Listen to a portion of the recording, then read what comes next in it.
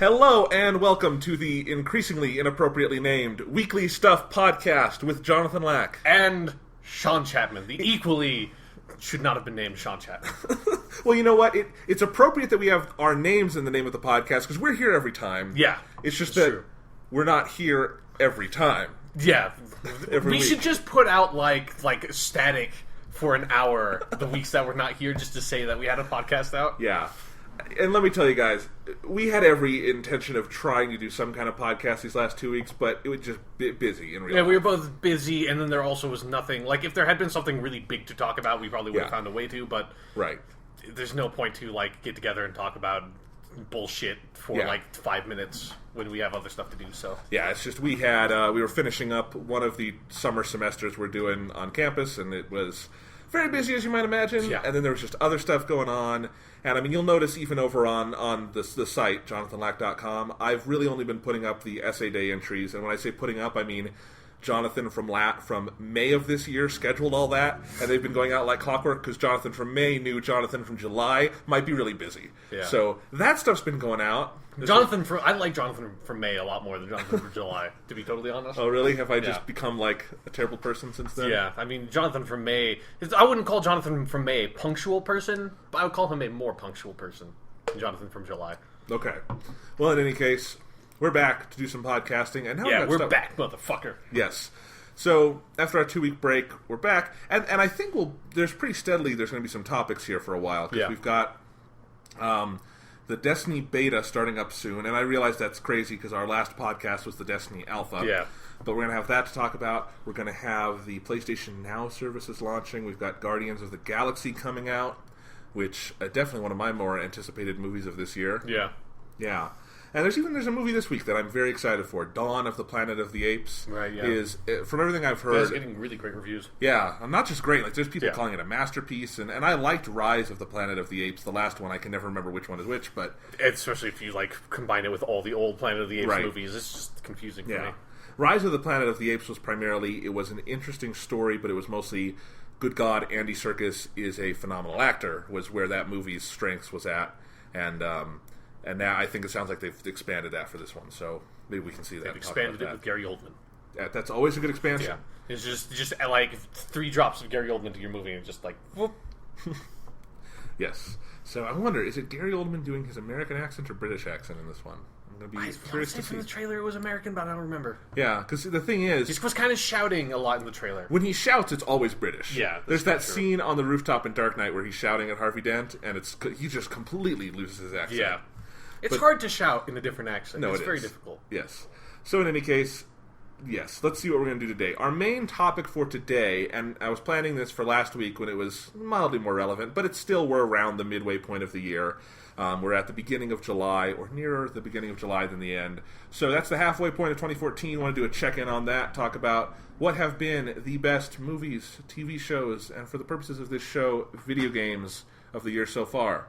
Yes. Sean, you're going to help me out on video games. Yes, I will. Okay.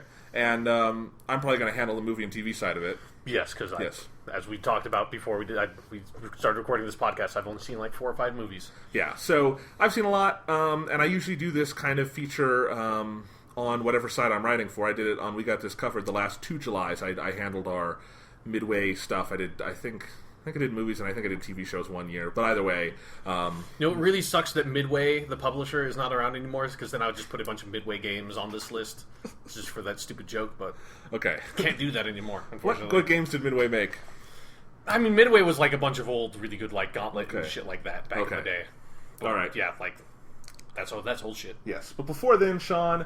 Let's just do some stuff. What have you been up to? What have you seen? Anything to talk about like that? So, I think the biggest thing to talk about is that on our last podcast, you told the listeners about how you had a mouse in your apartment. Yes. Well, no, you spotted the mouse as it scurried across the floor. During the recording, that was during the recording, you're like, hey, dude, there's a mouse. And I was like, oh, yeah, shit, yeah, that dude, I noticed him yesterday.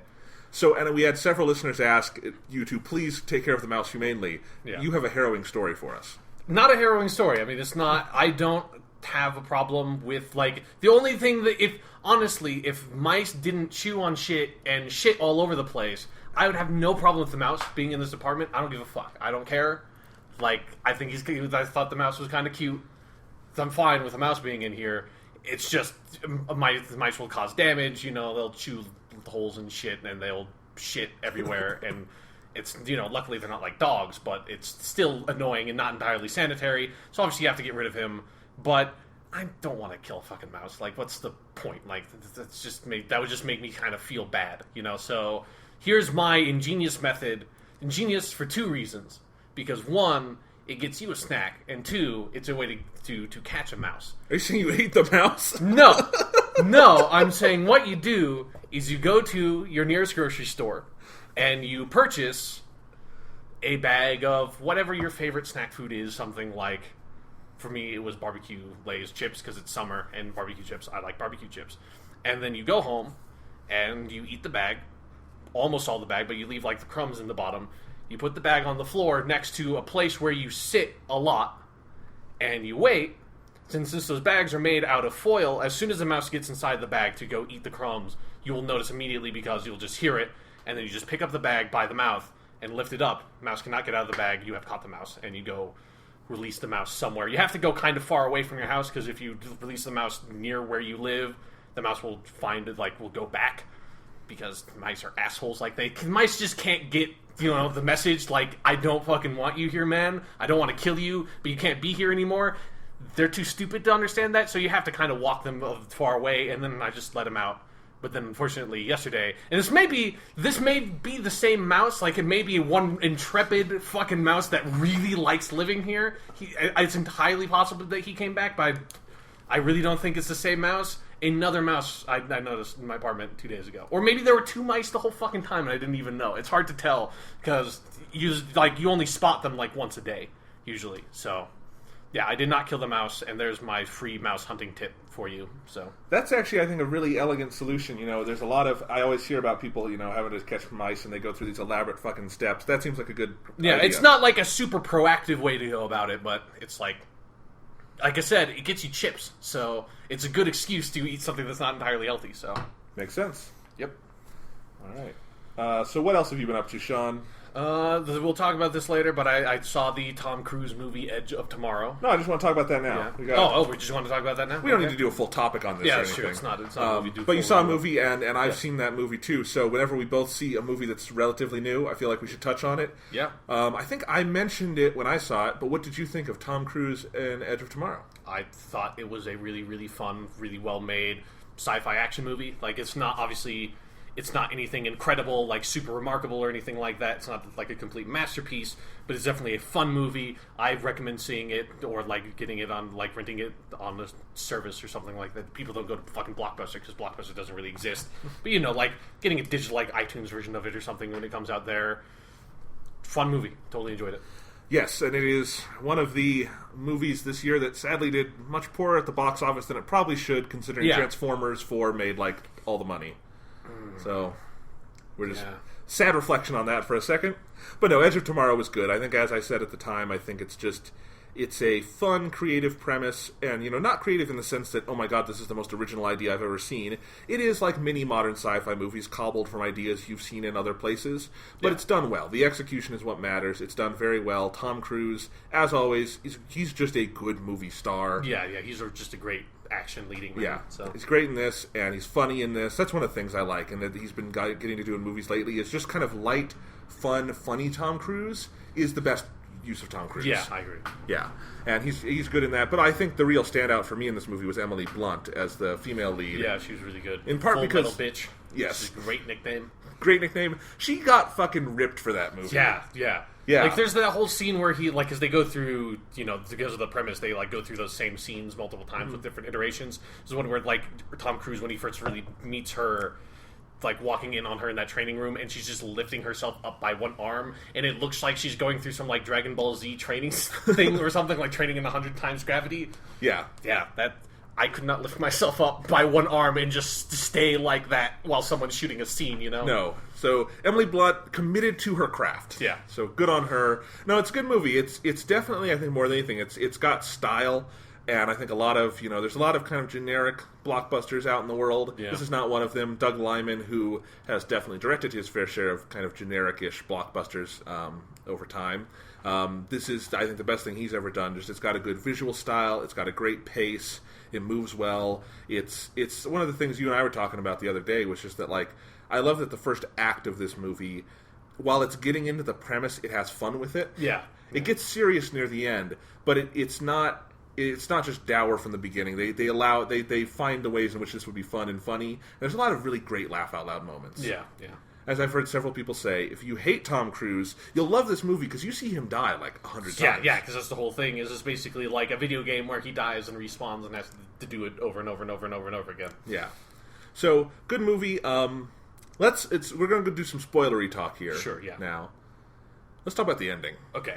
I don't dislike the ending at all. I don't want to. Yeah. Some people I've seen have actual issue with it. It makes no goddamn sense. Yeah, but it's exactly how I expected the movie to end. You know? So I wasn't surprised that it ended this way. But yeah, it doesn't make sense. So let's recap it. Okay. Tom Cruise. Everyone's dead. He gets into like the alien's water lair. Yeah. I love the visuals like in this the scene. Omega or whatever they call it. Yeah. I love the visuals in this scene as he's kind of sinking down. He winds up blowing it up. He kind of completes the mission. He blows up the Omega or whatever they call it. And then suddenly he's waking up again, and we think, oh god, the cycle's restarted. Yeah. But instead, he's waking up before any of this happened, and he's back to his original life. But the world is safe and at peace again, and he can go. And I really like the way they ended it, where he goes to meet the last shot. Yeah, he goes to meet Emily Blunt's character again, and she doesn't recognize him, and so he just kind of smiles, and we cut to black. Yeah. Really good ending. Yeah. But it's interpret it, Sean. Oh yeah, like it's just in the mechanics of the movie. It doesn't make any fucking sense how. It just doesn't make any sense because it's like the whole thing is he gets the alien's power. But the alien's power is that when these certain aliens die, because it's like a hive mind thing. Because all aliens in movies are fucking hive mind things. When one of the aliens dies, it resets like a day or whatever before that alien died with the knowledge of what happened, kind of like a Groundhog Day thing, and is able to change it. And Tom Cruise gets that power, but he blows up the thing that enables that power, the Omega, because that's the thing that the aliens use. That's why he needs to blow it up, is because you can't beat something that can just reverse time. But so he blows that up, so it's dead, but then it reverses time, and it's dead in the time that it reversed itself to. Yeah, and the thing I kind of like about the ending is that it doesn't go in to try to explain the mechanics of that, so you just kind of have to wonder, is there, something going on we just never knew about, and this is, it doesn't follow the rules we knew beforehand, but maybe we didn't know all the rules, so I kind of like that mysterious angle to it. But then again, if you really want to try to figure out how it worked, it's maddening. Yeah, it was a movie that needed a happy ending, and that's kind of the only way to give it a happy ending, is to get your last sort of miracle time reversal and have everybody still live. He's like most of the other characters die, in that last scene. So that would be a real bummer ending if the movie ended as Tom Cruise is the only dude left. Yeah. That sucks. Well, and he wouldn't be the only dude left because he blows himself up at the end. Yeah, no, that's true, yeah. Yeah, so that would it would be Bill Paxton or Pullman, whichever one it is in this movie, kind of Billy P. Billy P. chewing the scenery and wondering what happened to all his soldiers. Yeah. Which would not be a good ending. Yeah, so it's fine. It would be too much of a bummer. I mean, honestly, if I have any problem with the movie, it's that the entire third act feels a little rote to me. Once he loses the time power, the movie kind of loses something with that. And I don't know what the solution is there, because they have to wrap things up somehow. And this was a good way to wrap things up, where they go to the Louvre and there's all that. But it's much more direct and less interesting. Yeah, it feels like the movie had been so creative up to that point that then when they get to the end, they realize, they couldn't find a way to break out of sort of a very standard Hollywood third act for a movie. So the third act is just entirely predictable. If you watched the first 20 minutes of the movie and then you paused it and thought what would be the most generic way to end this movie, that's basically exactly how they ended it. Yeah.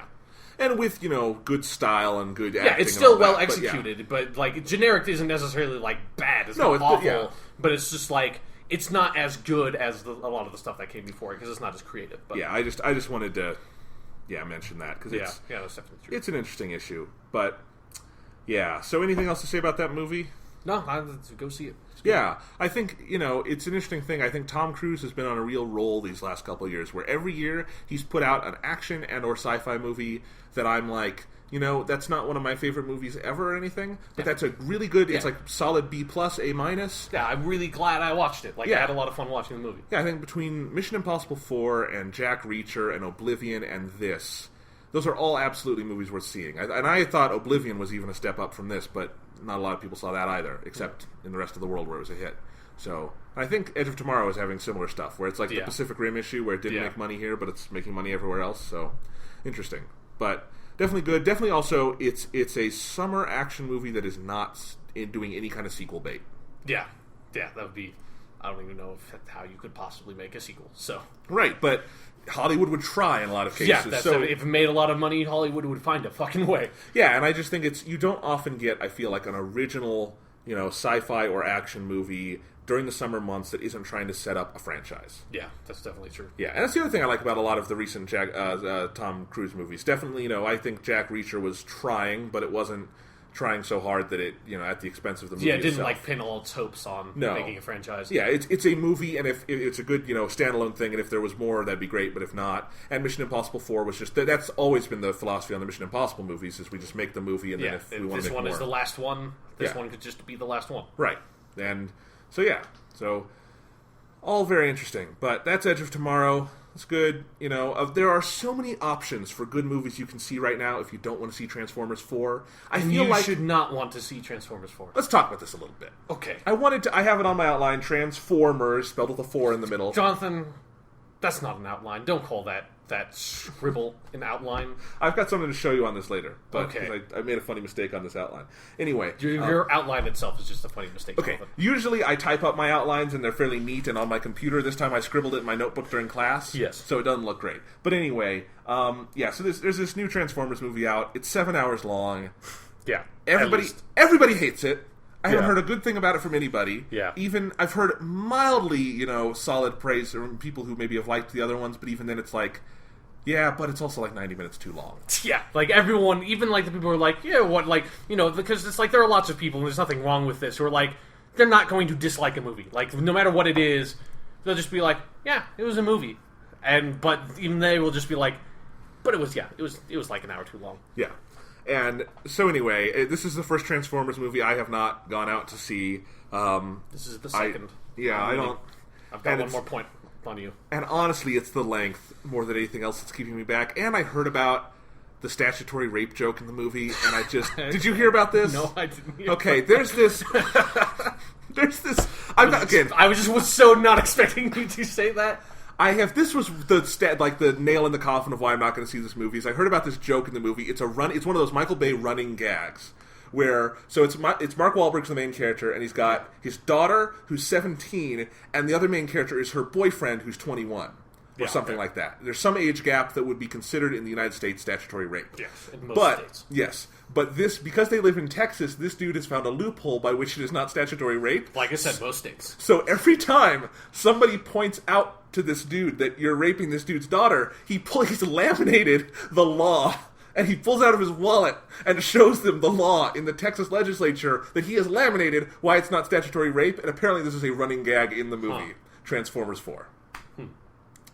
So that's why I'm not seeing this, because, I'm not seeing this because I saw Transformers 2. Okay. And I also heard that Grimlock is only in the last 10 minutes or something. It's right. And he doesn't say me Grimlock. Yeah. Me and Grimlock.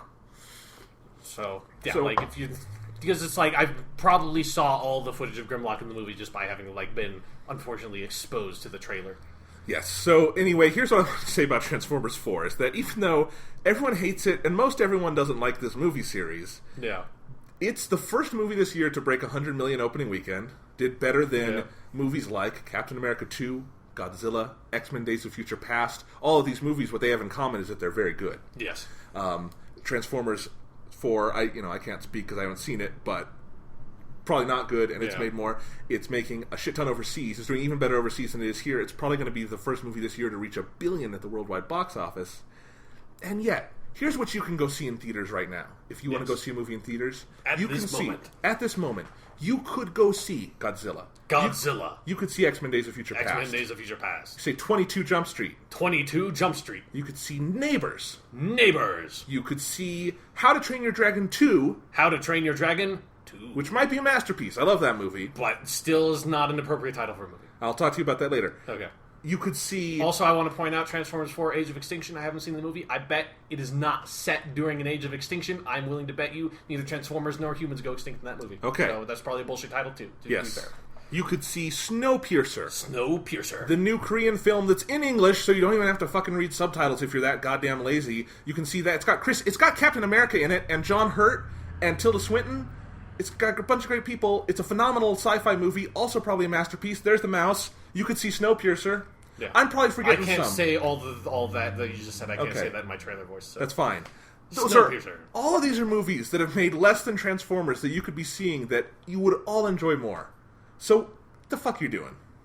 That's my question, America. I don't know. The fuck you doing? I don't know. And they didn't even... It's a fucking Transformers movie. It is the 4th Transformers movie. A series that was originally created in the 80s to sell toys to children. Transformers. It is the 4th Transformers movie, and they did not put 4 in the title Transformers. How? How did you fuck that up, right? Like, this is your one shot. There's probably never going to be another Transformers 4. How did you fuck that up? Like, that's a disservice to the human species, right? This terrifying... Because you had the one chance. One chance. How the fuck do you fuck that up? Ditto everything he said, but also, Sean, you just said something there that was a scary thought to me. Yeah. There might never be another Transformers 4. What if there is? What if they reboot this series and they're just as bad and they get back up to Transformers 4? But what if when they do, they title it Transformers? I will go... I might not watch it, but I'll pay for a ticket just to show my appreciation. Like, I wouldn't go that far, but I would be a happier man than I was before there was a movie titled Transformers in the world. I know. Yep, that's how I've been referring to it on Twitter and everything, so that's too bad. The good thing is someone at Wikipedia realized this, because if you type trans number 4 MERS into Wikipedia, it'll take you to the page for Age for Extinction. The guy's doing God's work. Yeah. God's work. All right, so let's move on, Sean. Okay, we're going to do here's what we're going to do. We're just going to run down this kind of shitty outline I have. It's a mix of news stories we want to talk about, just kind of general stuff, things, mini topics, those sorts of stuff, right? Yeah. All right. So first thing I want to talk about here is, we should just say this up top because this came out during our break, and we need to mention it so people know we're on top of this. Doctor Who is returning August 23rd. Yes. And it sounds like it's a feature-length episode they're coming back with. Yes. So, pretty great. Yep. They've had some teasers where you just see Peter Capaldi's eye, so the Doctor will have eyes in the new series. Yeah, I mean, we knew that in the 50th anniversary special, so... Yes. Yeah. So anyway, Doctor Who is returning, but here's the real story here. Sean, look at how I wrote Doctor Who Return. Every time I glance at this, what I see is the word Dr. Horturn. Because I wrote... you didn't really put much of a space there, did you? No. So I kept glancing at it like, why am I writing... What's Dr. Horturn? Oh, Doctor Who Return. And that's, Jonathan, is why you should type up your outline. Or you should write things in pencil so when you make a dumb mistake like that, you can erase it and then rewrite it correctly. I don't know. Is there going to be an episode of Doctor Who Series 8 called Dr. Horturn? No. Okay. Not only that, there has not been, and there never will be, an episode of Doctor Who titled Dr. Horturn. I can fucking guarantee that. All right. Well, we're just excited because August 23rd, we will have a weekly topic for this show. Yes. And more than anything, I want to see this new series. Yep. It sounds exciting. Neil Gaiman not writing an episode for it, sadly. Unfortunately. But other good writers. Yeah. And then Mark Gatiss, and I'll just maybe skip those weeks. But whatever. You know, you might turn out something good. You don't know. Yes. He did write the Crimson Horror one, but... Well, here's the thing about Mark Gatiss and Doctor Who is that the Crimson Horror is probably the worst episode he's ever written, but it's also the most interesting of all of them. That's a word to use, yeah. Interesting does not imply quality. Yeah, okay, yeah. It is the most interesting. I think it is in some ways the most entertaining, albeit in the wrong way. Yeah, because every other episode he's written is like the Cold War one or something, where you just fall asleep watching it. Yeah. So he did not write the pirate one, but that feels like a Mark Gatiss episode. It kind of does, yeah. Yeah. So anyway, we'll see. But in any case, that's Doctor Who returning August 23rd. That's going to be exciting. Now, Dr. Horton. Let's move on. Sean. While we were gone during those 2 weeks, the Steam Summer Sale happened. Yes, it did. The SSS. Yes. Did you buy anything on the Steam Summer Sale? No. I bought 3 games. Okay. What did you buy? I bought FTL, Faster Than Light, because I've always wanted to play that. Good game? I have not had time to play it yet. Okay. It's a good game. Like most games I buy on the Steam Sale, yeah, it sits unplayed. Fair enough. There are some games I bought on Steam sales I still have not even really opened. So I think FTL was like $2.39. It was super cheap. Yeah. Then I got Bastion because I've just... Also a good game. Yeah, I haven't... I've heard some people love it, some people don't love it as much. Yeah, like, I'm not a huge Bastion fan, but I recognize that as a good game. Like, the combat just wasn't for me. Right. But it was only, like, it was even less than that. It was, like, $1.99 at the time I got it, so I think it's one of those things with the Steam sale. I got Bastion on a Steam sale, like, 2 years ago, I think. Yeah. So. I just figured why not. Especially because I want to play that Transistor game on the PS4, and it sounds like that's kind of the spiritual sequel. So I got that, and then I got Real Mist Masterpiece Edition, because I know what that is. I cannot speak to anything about Mist. Yeah, Mist is a weird series for me because it's Jonathan, Mist is a weird series. That's the sentence you just need to say. You don't need to add any qualifiers to that. Mist is definitely a weird series. Yeah. I have very fond memories of it because these were the games when I was a kid my dad played on his PC, and he loved the Mist series, and he played all of them up through 4, and my brother and I would just sit there and watch him play them. So I have never played the Mist games, but I've watched them be played. So I just have fond memories of that. And this version, it's of the original Mist game, but it's redone with real-time 3D graphics. Yeah. And then this is like a remake of that version with better 3D graphics. And it's a cool version. I've kind of played around in it a little bit. It's just, I kind of got it for nostalgia. It was the most expensive game I got. I think it was $7. But in total, I made it out of the Steam sale, having spent under $15, so feel good about that. But the real question with Steam is that the Steam sale this year, and I wanted this to go into a little kind of a mini topic here, is that we had the Steam Summer Sale. There was not a lot of hype around it, discussion around it. It feels like every year the Steam sale happens, or it's biannual, I guess. Every time it happens, there's a little less discussion around it. And this time felt like there was just... I kept forgetting it was even going on. Yeah, I completely forgot about it about one day in. Yeah. So there are a bunch of reasons why this might be happening, but what do you think is the main one, or some of the main ones? Well, I think the primary one is that the Steam sales, by their very nature, are a diminishing return, because you have this limited number of games, obviously, that you can put on sale, and a huge number of those games are the games you have in your backlog, like all the old shit, like half of which does not really work because Steam doesn't really try to like update games to work on modern PCs. But whatever, there is this huge backlog of PC games that are available on the Steam service.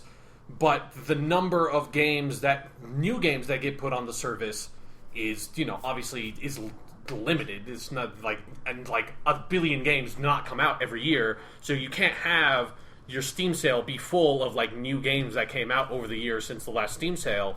So you have to keep on digging into this backlog. And then even then, of the new games that do come out, like only a fraction of them are the publishers who actually want to put on sale, So the end result is that for someone like me, I basically bought every game I really want on Steam, on the Steam sale.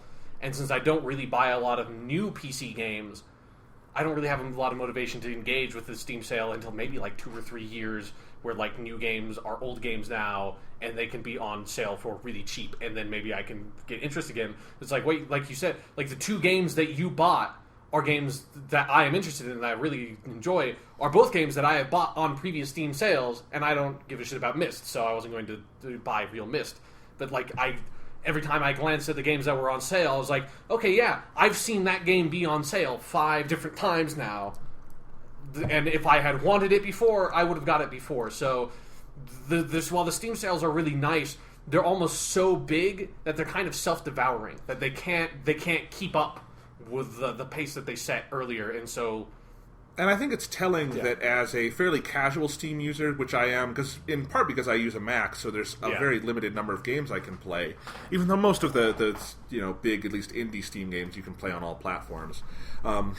a lot of the games that were the sales that I felt like people were talking about a lot this year were games I already have, so or was buying on this sale. So, for instance, Real Mist was like this was its first time in the Steam sale, and I felt like I heard about a lot of people getting that because it was on a good. It's usually a $20 game. It was $7 or $8. Yeah. So people were talking about that, but that was its real first go round with this kind of sale. But then there was a lot of it was Papers, Please, Gone Home, and Stanley Parable. All were down to like $1 or $2 at a certain point. Which is good, but like those are all games I already purchased when they came out new. Exactly, and I already played. I didn't buy any of those on Steam sales. I just got them around the time they came out. I think I got Papers, Please on the winter Steam sale, maybe. I got all 3 of those games the day they came out. Okay, I mean, I enjoyed those games so much, but they are good Steam sale games, but they are also games that are so good.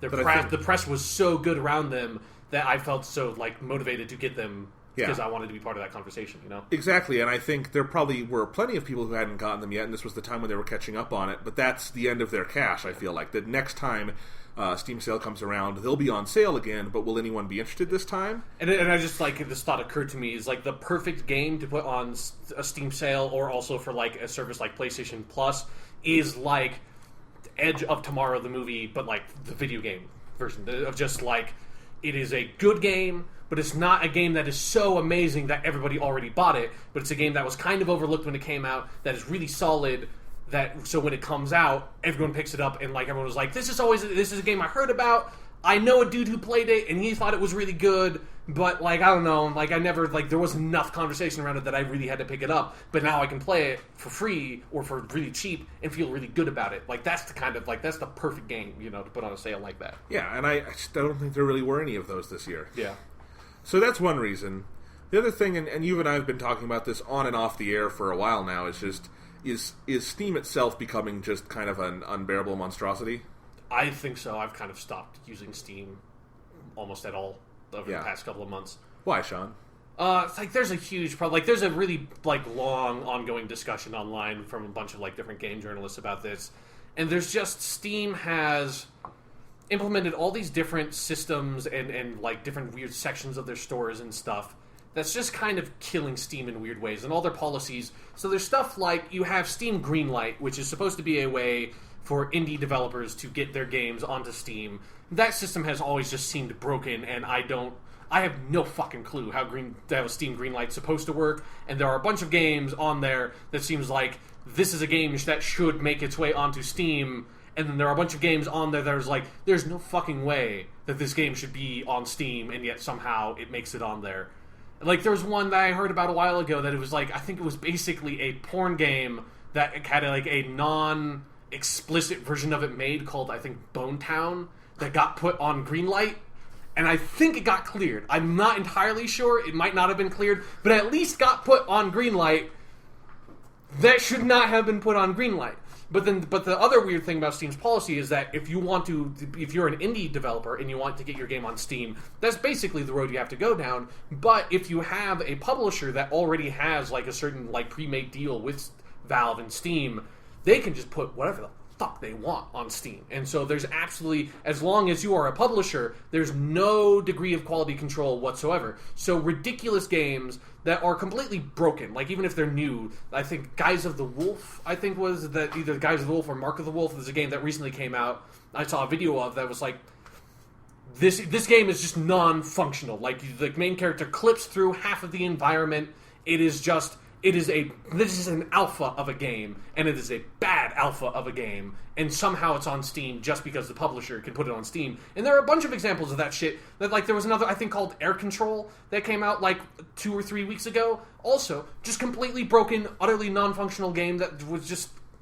How the fuck does this make it on here? Then even the other shit, where mobile, like, really awful mobile ports just get dumped by, like, the hundreds onto Steam. And every new game that is released on Steam, or every game that is released on Steam for the first time, gets automatically put on the front page on a new release section. So it pushes other, like, I would call more legitimate products off the Steam page by, like, you just dumping, like, here's all these shitty iPhone games that we are going to charge, like, $10 for, even though it's 99 cents on the iPhone, and we barely did anything to port it to the PC, and we're just going to dump it here. And then, also, a bunch of old PC publishers are putting out all their old titles, like basically re-releasing them almost as if they are new games, even though they'll release a game that came out actually in like 1999, but if a game is released on Steam, on the Steam page, it will say that its release date is when it was put on Steam. So you'll have this game clearly made in the late 90s that is being passed off as a game made in 2014 and is getting, again, put on the new release store next to the, like, whatever fucking new PC game is actually coming out today that is a legitimate title.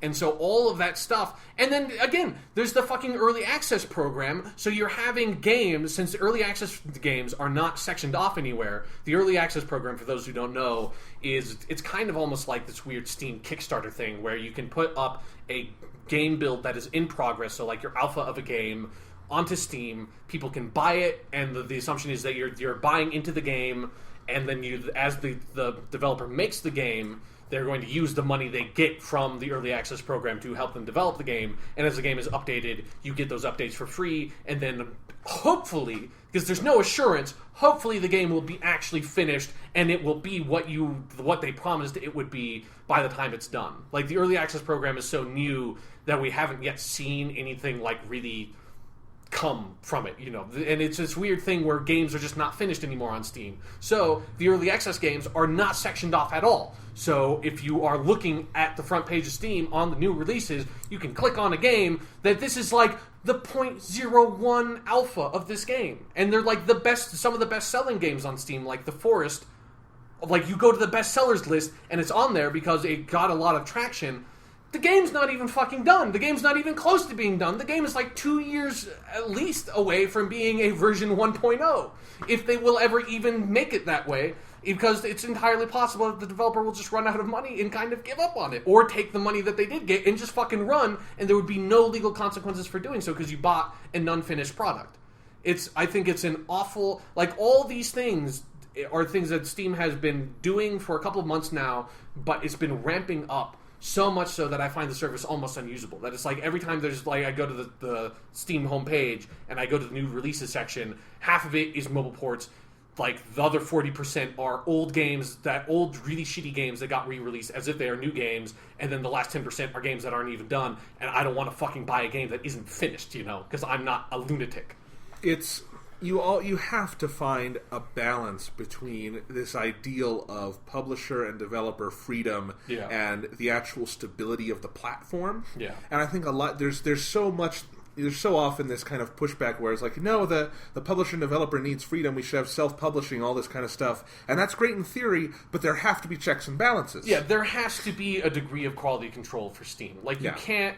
Because I feel like there are a lot of people who make the argument about, no, like, why should Valve be able to decide what goes on their store? Like, making this weird free market argument with these people forgetting that Steam is not the only fucking place you can buy PC games, dude. It's the most popular, yes, but there's this whole service called Desura that exists entirely for the purpose of people putting buggy shit onto that service that's just dumb and awful. But if you're really into that, guess what? You can go to Desura and play those fucking games, and like 99% of them are total shit. Like, that's an option you have. Like, the PC market... Yes, that needs to be a free market, but the Steam store doesn't. The Steam store should be a quality-controlled store. Just like you don't go to Best Buy and expect to, like, go pick up a game, and then you open the fucking case and, like, the disc is broken.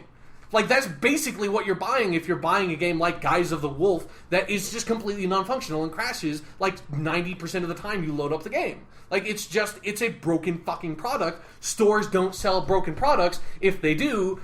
As soon as they find out about it, they give the customer a refund and they fucking throw the product out. Yes. You know? They don't... Like, King Soopers does not sell you moldy bananas. You know? Like, it's fucking nonsense. And since, you know, digital stores don't have these restrictions that make that kind of stuff for the brick and mortar stores easier, that they have limited, you know, physical, actual space to put products. And so, like, quality control is a necessity for those stores, because they need to put the best products out because they can only put out so many products. Digital stores don't have that, but they need to have something that reflects a benefit that has of that, like, only the good shit comes out. Or at least only the functional shit comes out. Not this nonsense that gets put up on Steam constantly. Absolutely, and I mean, you think about, right now with the PlayStation 4 and Sony's commitment to indie developers, part of why people have been loving it so much is that the stuff Sony has chosen to put on their platforms from indie developers and the stuff they've chosen to promote are really good or really interesting games. And that, and even though it's not, no digital storefront is perfect, when I go to the PSN store, I feel like when I see the games that are advertised at the top, I feel confident that it's I'm definitely confident that if I buy that game, it will be functional, that it will run. Luckily, it's a PS4, so it's this is such a low bar we're setting here. You don't have a PC issue of there are legitimately good games that sometimes, are just not going to run because your PC's fucking weird. So that's always a concern with PC gaming. With PS4, it's the game's going to fucking run. You know that it's not going to just, cheat you out of your money. It might not be a good game, but at least it'll be a game that has gotten enough accolades to reach it to this spot where it is on the front page of the fucking PS4 store, I mean, just imagine if, you went to the movie theater, and for some reason, let's use Transformers because we can. Sure. Michael Bay wanted to crowdfund Transformers. So you have early access Transformers 4, where 2 years ago, you'd pay your $10 for the ticket, and you would see the storyboards of the movie. Yeah. With, Michael Bay doing all the voices. But and then it's and they're if you come back here 1 year later, now you will get, the rough cut. Yeah, this rough cut with no effects, none of the sound is really put in yet. There's no music. No robots. Obviously no robots. So it's half of it is just a black screen that says, effect goes here, and the other half of it is Mark Wahlberg on a green screen, and you can't really understand what he's saying because they haven't finished post-processing on the audio. Yes. That's basically exactly what it would be. And you paid for it. Yeah, you paid for it with the promise, and then just say that eventually Michael Bay is because this happens to projects that even finish principal photography, the studio pulls the plug because the budget got out of control, and so, well, fuck, I never actually get to see the finished version of the movie, which again is something that can totally happen on early access, and I don't feel like the public is well informed enough about that system because, again, Steam does nothing to make it clear that this is really early access. Again, it is on the fucking Steam page. It is not some weird side thing like it should be. The number one seller on Steam should never be an early access game. That fucking should not happen. That's you should have no confidence that this game, The Forest, is ever actually going to be released, or DayZ is ever going to get a full version 1.0, because it probably won't. Yeah, I mean, I don't remember what the stat is, but a majority of Kickstarter projects that have been funded in the last couple of years are not finished. Yeah, and many of them likely will never be because they already have the money. Kickstarter is a really, and crowdfunding and all of this, I feel like it is a really morally and ethically nebulous gray area. Yeah, especially because I feel you're exposing the public to something that they're not trained to be exposed to. That's I'm definitely not trained to be exposed to, which is why I don't deal with it. I'm not an investor. I am not this company that gives money to other companies to finish their project with an expectation of return, and then there being legal consequences if that product never gets created. The traditional system is not necessarily perfect, but it has these checks and balances in place that Kickstarter just doesn't, and the public is not knowledgeable enough that they know that if you give money to this project, that project might never get made because there are so many video games that have been in development that just get scrapped before you ever hear about it, because that's the way fucking making shit works. The movies sometimes, how many movies do you hear about that it's they're going to make that movie, and then it gets put into fucking production hell and it never actually comes out. That happens all the time. There's 5 different versions of Watchmen that were going to be made before Watchmen actually got made. What if you paid your early access ticket on the Terry Gilliam Watchmen? Well, you're shit out of fucking luck, man. Exactly, and I think the biggest problem here is that, and this is what, Kickstarter and early access people don't tell you, is that we have a word for people who put money into things while they're in production. They're called producers and investors. Exactly. And those people, in the actual official capacities where that is what they are, they have a power over the product. Yeah. Where if they say, look, I'm spending my money on this thing, I don't like what you're doing, I can order you to change things, I can pull my funding, that sort of thing. If you are a Kickstarter funder, an early access funder, a crowdfunder does not have that ability have or no right. Power. Yeah. I mean, here's this is the one where I really kind of started really thinking crowdfunding was a nebulous kind of creepy thing was when they did the big Veronica Mars Kickstarter. Yeah. Where WB was like, we can't pay for this $2 million movie. Can you guys pay for it? We're WB. We're poor and we don't have the money. Yeah. We're not the company that, owns, fucking everything. Yeah. Like, we're not the company that owns DC. Yeah. We're the company that put out, The Dark Knight that made, fucking God knows how much money. We're not the company who made 8 Harry Potter movies and made about $10 million on those. Yeah. So... Yeah, so and nobody talks about the Veronica Mars thing now because it came out and it was good and everybody liked it and was happy with it. But what if he hadn't been? What if the movie had been Veronica Mars comes in and kills all her friends? You would have felt pretty ripped off. I've never seen any Veronica Mars thing. Yeah, I haven't really either. Been interested in it. I would totally go see a movie where Kristen Bell just goes in and kills a bunch of characters. I have no idea who they are. I would crowdfund that movie. But the thing is, if you're a Veronica Mars fan, you probably don't want that. And what if what if I put my money into the Veronica Mars Kickstarter, expecting that to be the movie I got, and then they actually make this loving tribute to the fans that's a decent movie with bringing back the characters you all know and love from the show. I'm shit out of luck. Where's my rights, as a fucking consumer? That's what I want to know. It's a very nebulous thing. I want to see Kristen Bell kill every one of them in that show. But the difference is that the movie industry is not being consumed by this, and the PC game industry, because of Steam, kind of is. It completely is. Like I said, it feels like every fucking game is on early access. I hear all these games. There's here's this game you can buy, and it's yeah, okay, let's look at the Steam page. This game is version 0.0002.1. I'm not gonna pay money for that. Why the fuck would I pay money for that? Let me put this in terms I think everyone can understand. Everyone's really, waiting for George R.R. Martin to finish the next Game of Thrones book. Yeah. What if he said, so the next book's called Winds of Winter. He said, I'm sorry, I'm poor, I spent all my Game of Thrones money gambling or something. I am not implying George R.R. Martin gambles, I'm sure he's a good dude. But what if he did? Just imagine. Well, let's just, it's I spent all of my money on hookers and cocaine. I'm not saying that that's what George R.R. Martin does, but let's say if he did. Okay, if he did that, he's I have to have money to finish the Winds of Winter, so here's the thing. You will pay me $40 for the hardcover book, and you get my outlines. Yeah, you get my outlines, and then as I write the book, you get unedited chapters as they release, which is from a certain perspective, I can see it's if you're someone who's really super interested in the thing, you do get this interesting, almost historical perspective on it of hey, we get the game as it's being made. But if you're just someone who wants to read the fucking book, you've just paid money for a product that you don't actually want to engage with until 2 years from now, if the book ever gets made, because George R.R. Martin, I'm not saying he would do this, but he might run away and just spend all that money on hookers and cocaine. He might. And you know what? He would have earned it by now. Yeah, and he would not have... There would be no legal repercussions. I mean, okay, there would be legal repercussions for buying cocaine and hookers, depending on where George R.R. Martin lives. I don't know. But there'd be no legal repercussion for taking your money and doing that. I think he lives in Albuquerque.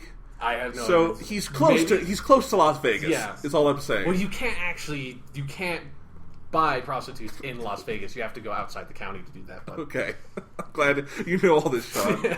I don't know why the fuck I know that, but that's definitely the case. Okay, so this is just why it's weird, Yeah, and then there's also something where I feel the early access program sort of. It's just a weird thing where I feel that perspective is not necessarily something where the average consumer should have with a work of art, of just the product should, the work should be the work when it's finished, and that's when it should be exposed to the public. And I don't want to have this perspective with for something like Minecraft, this is fine because that's kind of what the game is. Minecraft was such a different case. Yeah, but say the next Mass Effect game or something like Mass Effect, the next Final Fantasy came out on early access. That would ruin the game for you if you bought it and played it as it was being made, because you're experiencing... It's something where it's the full story in that kind of thing is such a part of the game. Or Gone Home. Imagine if you played Gone Home and it's fucking really early alpha with none of the textures being done and stuff like that. By the time and you played it as those updates came out, by the time the actual game came out, the entire thing would have been ruined for you because you would not know what the experience would be like. You'd almost look at it the way the people who made it would, where it's the emotional impact would not be there. Yeah, you'd see it as it was being created, and you'd be like, oh, that's interesting. In the final game, this room is here. Or it's like, that room was over there before. But you don't actually see, it's like, oh, here's the story being told here. Because you've seen bits and pieces of it over the course of the development, and the whole thing is ruined. Like, it's a shitty way to experience a work of art, in my opinion. I agree, and so we spent a lot of time talking about this issue, but it's ultimately only one symptom of why Steam is kind of falling apart at the seams. Sure. And then on top of that, you have the Steam Machine stuff, which is just, I don't even know what the status of that is anymore. Oh, no, I know they kind of scrapped their controller prototype they had and kind of like went back to the drawing board, I think, with it. And we have, I think, a couple of early Steam Machines coming out this year, but they're not really what was promised. They're just gaming PCs for your living room, but without Steam OS and all that, because that hasn't officially launched and everything. Because that's in early access. Yes, that's in early access. So it's just, that's weird. And then I think you and I were talking about this today, where you said something about Portal 2, and it made me think, hey, has Valve released a game since Portal 2? They have, but it's not major stuff that's like cross... Yeah, because they've made... And I might be forgetting something, but I'm pretty sure that after Portal 2, the next game they made was Counter-Strike GO. And then after that was Dota 2, although Dota 2 is also one of those games which was always in this weird, like, beta, but, like, everybody could get into the beta, and then it was an open beta, and then Valve was just like, one day, fuck it, the game's out. And it's a free-to-play game, and it's, it's one of these, like, MOBA, like, weird... I don't fucking play them because I'm not interested. But these sort of, like, competitive esports games, they're actually relevant because right now the Dota 2 international, like, big tournament is going on. But it's sort of this weird thing where Valve has, clearly with its last few games, and especially if you look at that, they've, like, continually made substantial updates to Team Fortress 2, in my opinion, kind of ruining Team Fortress 2, like, the simplicity of Team Fortress 2... just, like, went out the window when you have all these, like, fucking hats and different unlockable guns and stuff. It kind of made me lose interest in the purity of the core game. But all these updates they are making to their free-to-play games that you can only buy on their service and only play on their service, like Team Fortress 2 and Dota 2, and all the weird monetization stuff they put in that, like, I don't understand most of it because I don't play Dota 2, but, like, there's this weird fucking compendium thing, and you, like, buy this compendium on Dota 2, and, like, 75% of it goes to the prize pool for this tournament that's going on, then, like, 25% of it just goes right into Valve's pocket. There's, like, they have all these crazy monetization methods for their free-to-play games, and it all feels like it's ways to get you to get onto Steam, and, because the only way you can play Team Fortress 2 or Dota 2 is on Steam, and they are hugely popular multiplayer games that, like, if your friend wants to play the game with you, they're like, hey... get on Steam and play Dota 2 with me, and they're like, okay, fuck it, and then they download Steam, they can play Dota 2 for free, and then they will go and see, oh, the Steam sale is on, I'm going to buy all these fucking games, and it's just, I feel like Valve has turned into this company that has just made this giant, kind of really creepy, monopolized wheel mill of money with their Steam service, to the point where people are calling for Steam to be a free market. Again, even though Steam is a store page, it's not a marketplace. The PC game thing is the marketplace, but they have such a huge monopoly, and they have managed to make that monopoly so powerful that people think of Steam as being the only place to buy PC games, It's creepy. Yes. And again, in the middle of this, Valve, what we would all like from Valve probably are real games to come out from them, but obviously actual video game development and creativity is a lot less profitable than what they're doing right now. Yeah. So, maybe they're working on Portal 3 and Half-Life 3 and Left 4 Dead 3 and all of the 3s, but even if they are, it's not a priority, I imagine. Yeah, probably not. They're probably going to, like, buy the developer that made that iOS game 3s and just put that out, like, a free-to-play version on Steam, just called 3s. Yes, to piss everyone off. And it'll have, like, skins that are, like, you can play the Half-Life 3. Yeah, you can put hats on the little, like, numbers. Yeah. It's just so weird. Who knows? But let's move on, Sean. Okay. Let's talk some other pieces of video game news. Okay, other pieces of video game news. All right, in the last week, there was an update, a firmware update for the PlayStation 3 that allowed you now to pair and use your DualShock 4 controller for the PS4 with your PS3 wirelessly. Yes. Now, you may remember you could previously use your DualShock 4 on the PS3 if you had the cable and you just plugged it in. It didn't work on every single game. I know GTA 5 it was not compatible with. Yeah, and then some things like I think you couldn't use the button to, like, go back to, like, the main PS3 homepage. Yeah. That did not work, and then the 6-axis stuff did not work. Yeah. Much to my chagrin when I was playing Last of Us Left Behind. Yes, and Rumble was not there either. Yes, that's but you could use the DualShock 4 and hold that nice, comfy controller and use those nice, springy buttons and not have to use the DualShock 3. Yeah, and just take that DualShock 3 and just crush it. because it's awful. Yes, but you had to plug it in, which was a little inconvenient, especially if you have a living room like where mine's laid out, where I just can't get a cable from the PS4 to my couch. So this seems cool. I have not done this yet, just because the game I'm playing on my PS3 right now is Persona 3 The Answer, known as Episode Aigis in Japan. Yes. I just want to say that because Episode Aigis is an awesome title. Great name. But what's even better is that the main story is called Episode Yourself in Japan. So. Yes, that's great. But anyway, I'm playing that, and the DualShock 3 is just fine for that. All you do in Persona is you use the sticks and the face buttons, so it doesn't matter. I only really get annoyed with the DualShock 3 when I have to use the triggers. So I get annoyed by the DualShock 3 when I look at it. Okay.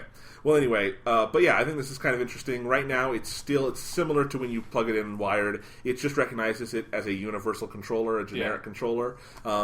This implies to me, though, that maybe we'll get some more functionality in the future. I wouldn't be surprised if the home button support comes in at some point. That'd be nice. Not there yet, but definitely this is a nice step in the right direction. And, my PS3 is going to have to stay out for a long time to come, because not only is Persona 5 coming out, we got Persona 4 Arena, and then there's other Japanese games coming for PS3, probably for many years to come. So my PS3 is going to still have a place on the shelf, but I can use a better controller with it now if I want.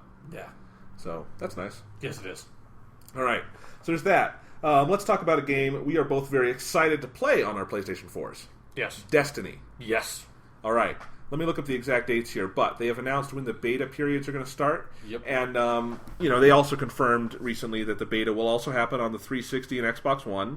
So everybody, whatever platform you're playing on, you will get to participate in the Destiny beta, which I think is good. It will start, as we all know, on July 17th.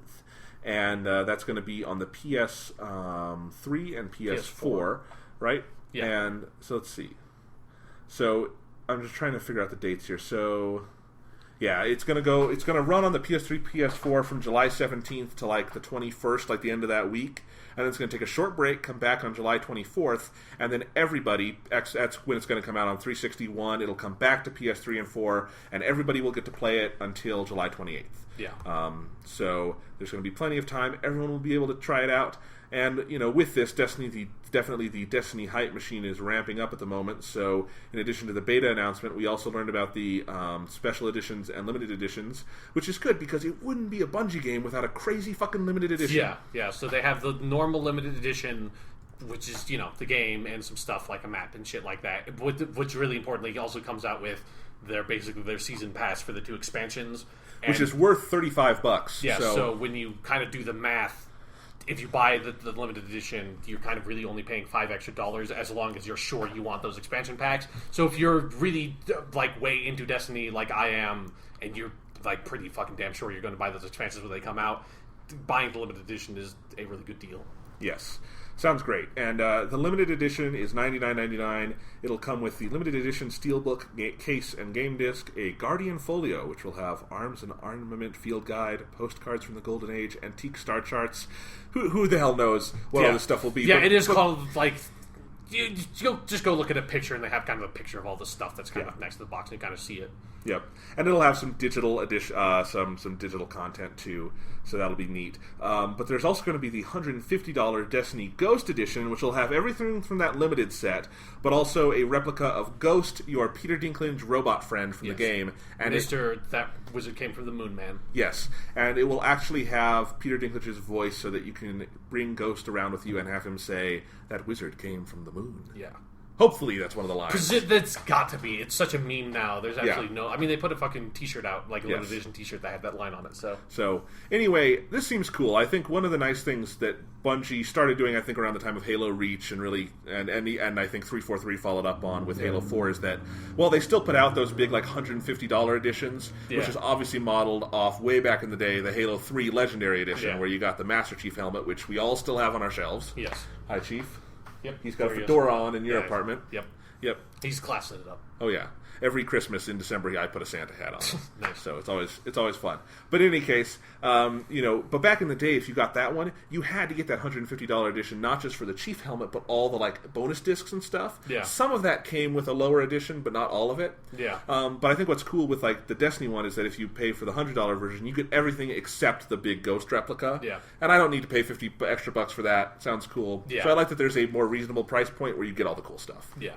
So in any case, I've upgraded to the limited edition. Have you done the same thing? Yeah, so have I. Yep. So Sounds fun. Yep. I'm excited for Destiny. Yeah, I really want to play that fucking beta. Like, I was on a forum earlier today, and then someone mentioned that in that Devil Walker fight in the alpha that you could disable the cannon on top by shooting it. What? I didn't even I never knew that. It's like, I played that fucking strike like 6 fucking times. I never even thought that would be possible. And someone just fucking said it. It's like, God damn it. The game... There's a lot of different shit you can do in that game. This time next week, Sean, we will be playing Destiny again. And if hopefully that strike is in there so I can fucking go do that and be like, God damn it, I should have known. That would have made that fight a lot easier, because that's the thing that always killed me against that fucking thing. Nice. Alright, so that's Destiny. Let's see, anything else? Oh, there's also the Persona Q Shadow of the Labyrinth limited edition coming out. If you are a Persona fan, I don't know if it's sold out yet. Maybe I'll check. Yeah. But it very well might be. But that comes out November 25th. They've announced it's the 3DS Persona game that's a crossover between Persona 3 and Persona 4. You can do the normal pre-order of the game, which is $50, up from the 3DS's usual $40, and that comes with some small bonus things. But the $80 version, which is what I have pre-ordered, and you can still pre-order it, it's not sold out yet, comes with a special limited edition 3DS XL case, which looks kind of fun. It's got Teddy on the inside, and Koromaru, so that's good. It's funny because Teddy is just hollow on the inside. Indeed. It's got an art book, and it's got the soundtrack CD. That's really what I want out of this. Yeah. And then it's got the tarot cards from the game. That's nice. That's nice. And it's 11 of them. You get the other 11 if you pre-order Persona 4 Arena Ultimax. Huh. So I was kind of hoping it would be like a full deck with like the coins and swords and wands and all that shit. But yeah, well, you at least get some of it. So that sounds fun. So as long as we're talking cool game pre-orders, you should do that, because Persona's awesome. Sure. Yes, if you have a 3DS. If you have a 3DS, I guess. You're not going to buy a 3DS for this? Probably not. I can't do that. Okay. I can't do that. That's too much money. You get a 2DS. No. Because I live in 3 dimensions, motherfucker. Exactly. All right, so let's see. I'll be interested to see if Persona Q uses the 3D functionality. A lot of games are not these days. Do like any games ever really use it? I mean, boy, I haven't bought a new 3DS game in a while. I mean, Bravely Default uses it heavily, but that's a 2-year-old game in terms of when it came out in Japan. Yeah. So, yeah, but God, what's the last... I don't know. I don't know if like Mario Golf was like the last big one. I think that used it, but we'll see. Yeah, I don't know. I don't know. Who knows?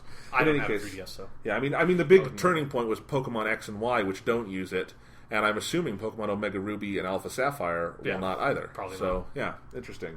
Well, let's move on. That's games. Let's transition into some TV news. Okay. By talking about a TV game show. Game show. TV show based on a game. Like Wheel of Fortune. Persona 4 Golden, the anime. Oh. We talked about this last time. Yes. It was announced. We're like, what the fuck is it? If you don't know, there's Persona 4, came out in 2008, PS2. Then in 2012, there was a enhanced remake for the PS Vita called Persona 4 The Golden. And there's a Persona, and there was in the middle between that, there was Persona 4 The Animation. Yeah, like a 25 episode season that told the story of the game. Yes. And now they're making Persona 4 The Golden The Animation. Yes. That's not what they're calling it, but yeah. Might as well be what they're calling it. And that starts today in Japan, and they're streaming it in the U.S. Is it through Crunchyroll? Maybe. I don't know off the top of my head. There's some way you can see it. Yeah, with English subtitles and everything. So that sounds pretty cool. It's a 12-episode series, right? Yes. So we're going to find out what the hell this is. Yeah, like if they're doing like trying to really quickly adapt the game, like kind of do a truncated the animation story while putting in all the golden shit. I don't know. I would think the best thing to do would just be to say, look, these are events that happened during the action of the animation show, but you just didn't see. So now you'll see like the Marie Social Link and some of the Adachi stuff. Yeah. So it could be interesting, but we got to keep people updated on the Persona news. So that's why that's there. And then maybe there's like a whole episode where you're in this like the new dungeon, and it's like, it's kind of like shitty. But if you're like really high level, like the entire dungeon's just completely broken for you. Yes. All right. So PlayStation TV. Yes. This is PlayStation's initiative to try to make their own original content, because every single digital platform in the world that could show you something related to TV is trying to make their own TV shows. Yes. I mean, God, I should have mentioned this. Yahoo, of all places, picked up the NBC show Community for a 6th season. Wow. Yeah. I did not hear that. Community was canceled in May after its 5th season, and on June 30th, which was the last day it could ever be renewed, because on that day the cast contracts would expire, Yahoo announced that it's picking up Community to make a 13-episode 6th season. Apparently it's going to be the same budget, same lengths, all of that. It's going to be Community, but it's on Yahoo. On one hand, that's... So just, Jonathan, I have a question. You really like Community, right? Very good show. Yeah, so when you heard that news, did you go, Yahoo? That joke was made on Twitter so many times. Well, I did not even know this happened, so I had to make it. Yeah. It's weird because on... You didn't answer my question, though. Yes, I went, Yahoo. Okay, good. All right. Yeah, it's very good. But anyway, on one hand, you've got to ask, wait, Yahoo makes television series? And then on the other hand, you have to say, well, Yahoo still exists? And then you've got to go, wait, this is genius because now we all know Yahoo exists and makes TV series. Yeah. The next thing you know, Ask Jeeves is going to pick up, like, Hannibal for, like, another season or something. Well, Hannibal didn't get canceled, but yeah. Well, when it does. No. Ask Jeeves is going to pick up Firefly. It's like, here we go, motherfucker. We're doing it. You all asked for it for years. For fucking years. Like, fucking Fox didn't do it. Netflix didn't do it. Hulu didn't do it. Amazon didn't do it. Fucking Yahoo didn't do it. Guess who did it, motherfucker? Ask Jeeves. Ask who? Ask Jeeves, bitch. Because Ask Jeeves and Firefly are roughly as old as one another. Yeah, exactly. They're about as relevant. Yeah. All right. And they put Jeeves as, like, another character. He's a crew member on the Firefly. So... yeah, so pretty much everybody who could be making quote-unquote TV shows is. That includes PlayStation. Hopefully we'll get an Ask Jeeves TV show at one point. Maybe Ask Jeeves can make an animated Where's Waldo show. I feel like those would go well together. Yeah, they're bringing back, like, Magic School Bus. Yeah, but anyway, we talked about this, PlayStation TV and their show Powers, which is going to be the kickoff to their initiative. This will be their House of Cards, if you will. Yeah. And... we talked about this at E3 because Sony talked about it because Brian Michael Bendis came out and did his fucking, like, monologue for 10 minutes. Yes, he did his soliloquy about Powers that went on and on and on. To put a TV show on PlayStation 4 or not to put a TV show on PlayStation 4. That's the question. And anyway, I kind of wondered at the time that... you know, so many, I think, of the digital series that have been going out are just awful. I think a lot of the original content on Hulu is bad. Most of the original content on Netflix is bad, which includes House of Cards, which is not a good show, but somehow got 13 Emmy nominations this morning because I don't even think the Emmy voters... Kevin Spacey, bitch. I think that's it. I don't think Emmy voters actually watch House of Cards, because if you watched House of Cards, you would just kind of laugh at it in a so bad it's good way, and then you would not nominate it for awards. But I think they nominate it because they think it's prestigious. It isn't. But anyway... there should be an Emmy that just, like, the Emmy just says Kevin Spacey bitch on it, and that's, like, the Emmy that they give House of Cards. Yeah, it should get that. I agree. It is a Kevin Spacey bitch level achievement. Yeah. But not much more than that. But anyway... yeah, I just think, you know, you've got, you know, the rare outliers like Orange is the New Black on Netflix, which are very, very good and culturally relevant TV shows that are coming out of these outlets. But for the most part, it's kind of a wash. Amazon keeps doing those awful pilots that no one likes. So I was just wondering, will PlayStation TV actually make something worth watching? And I don't know if Powers will be that, but we have an indication in the direction of they are at least trying to get talented people to work on it. Because they did announce the other day that David Slade will be the director of the Powers pilot and second episode, the first two episodes. And David Slade, if you don't know, as a movie director, he's most famous for the film 30 Days of Night, and then he did the Twilight Saga Eclipse, which is the best directed Twilight movie. It's a bad movie because the Twilight story is awful. Is that the third one? Yeah, it's the third one. It's a very well-directed movie. Like, you watch it and it's like, if I can drone out, you know, Kristen Stewart and Robert Pattinson, the visuals are very nice. Yeah. That kind of thing. David Slade is an incredible visual craftsman, and we know this primarily from some of the TV shows he's made. He did this, the pilot of the show Awake, which was this very, very short-lived show on NBC, but very interesting and good show, and he knocked that out of the park. But even more so, NBC's Hannibal, which I'm going to talk about later on this show in terms of what's the best TV of the year so far. David Slade did the pilot on that and has directed and has kept with the show and been directing episodes here and there, including the season 2 finale, which is one of the best episodes of TV I think you'll ever see. So he's a really talented TV director, and I feel like one of the things the Powers show would need to really stand out and really bring its story to life is a really distinctive visual style. Yeah. This is someone who can deliver that, and, you know, they're not phoning this in. Is all I get from hearing that. Yeah, so, and then I mean also having Brian Michael Bendis, who's the dude who wrote the original comic book series, I think is still an ongoing series. Having him deeply involved in the project is also really reassuring. So yes, so that just sounds interesting to me. Maybe PlayStation TV will succeed where Amazon TV or something has not. I don't know. Or hopefully, if not, Ask Jeeves can step in and deal with it. The powers will be canceled by PlayStation TV, and Ask Jeeves... Ask Jeeves will pick it up, season 2. What show would Netscape make? Oh, God. Netscape brings back X-Files for another season. Netscape brings back... Oh, God, what's the... Oh, this was going to be funny. I forget the name of the show. Sure it was. What's the name of the show Claire Danes was on that she's famous for? My So-Called Teenage Life. That's one of the famous, brilliant but canceled shows. It's from the 80s. Yeah. And that's still a show that there's a small but vocal fan base bitching about. Yeah. Yes, they will renew My So-Called Teenage Life. Sure, yeah. Yeah. But Claire Danes probably they can't afford, so they just get a new actress. Yeah, sure. All right. So that sounds good. Does AOL come back and make a TV show? I think if we're trying to run this joke into the ground, I think we should move on. I think they make a You've Got Mail. I think it would be best if we moved on. Okay. What do you want to move on to, Sean? You're the one who has that monstrosity. You want to do one more TV news? Sure. Okay. One more TV news. So, you know the show Sherlock? Yes, we reviewed watched all the seasons. Yes, we reviewed the 3rd season on the show earlier this year. Yes, we did. It was good? Yes, it was. was. Great? Yeah. Well, I liked it more than you did. Yeah, it had problems, but yes. My primary problem with the end with Sherlock season 3 was the last 10 seconds of Sherlock season 3. Because I realized they made this announcement the other day about season 4 of Sherlock, and I had forgotten Sherlock existed because those last 10 seconds of season 3 were so bad that even though I loved all of season 3 up to that point, I just I think I just mentally blocked it. Mm-hmm. Yeah. Yeah, so anyways. Okay. Sherlock season 4. Sherlock season 4. They are shooting. This is hilarious, I think. They're shooting not just a series 4, but an additional special. Probably going to be a Christmas special. They will start filming it in January 2015. Oh, jeez. And then later that year, they'll shoot series 4.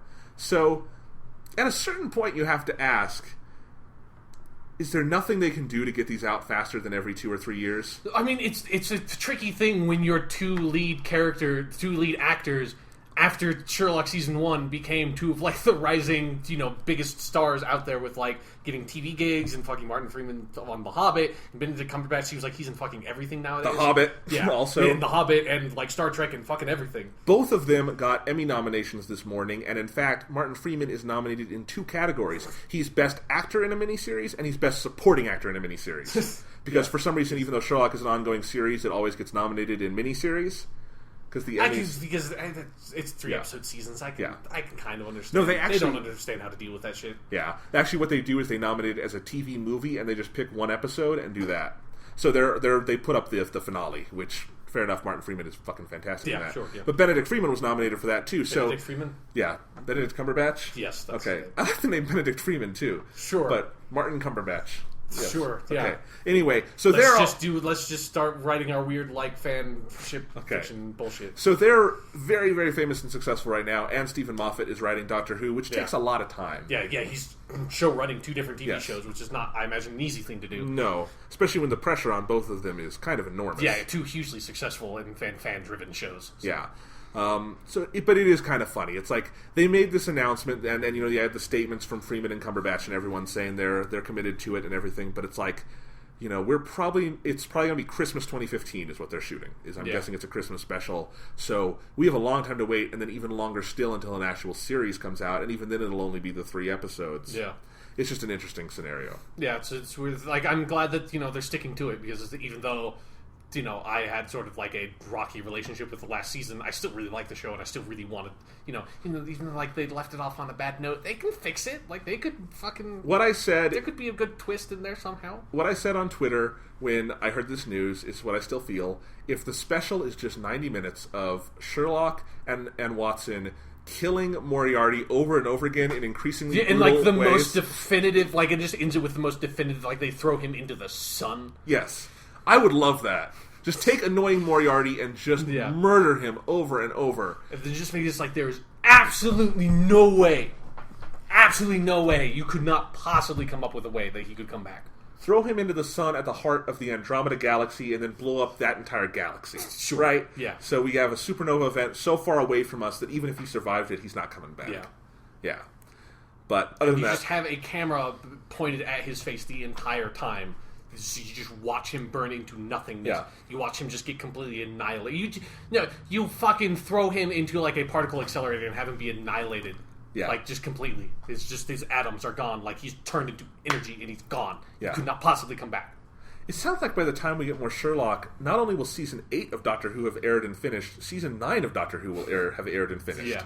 Peter Capaldi will be 1 year away from leaving the role. Yeah. Who knows? Hopefully the Christmas special is a crossover Doctor Who Sherlock Christmas special. I want to get that sometime. Sure, yeah. But we'll see. That's TV news. Let's move into some movie things, Sean. Okay, movie things. All right. Movie thing. I have 2 quick notes about just movies that I think are cool or sound cool that are coming in limited release capacities. So I talked about this film on the podcast before, the new Dragon Ball Z movie, which came out in March of 2013 in Japan. It's called Battle of Gods, or in Japanese, Kami to Kami, which is just God and God, which is not as exciting. Yeah, but Japanese titles are just weird. Yeah, so Kami So to therefore, The Golden. Exactly. So Battle of Gods, it's a really good DBZ movie. It's the best DBZ movie. It's really, really good, actually. It's not necessarily a very high bar. Like, there are some that are kind of okay. Most of them, no. Bio Broly.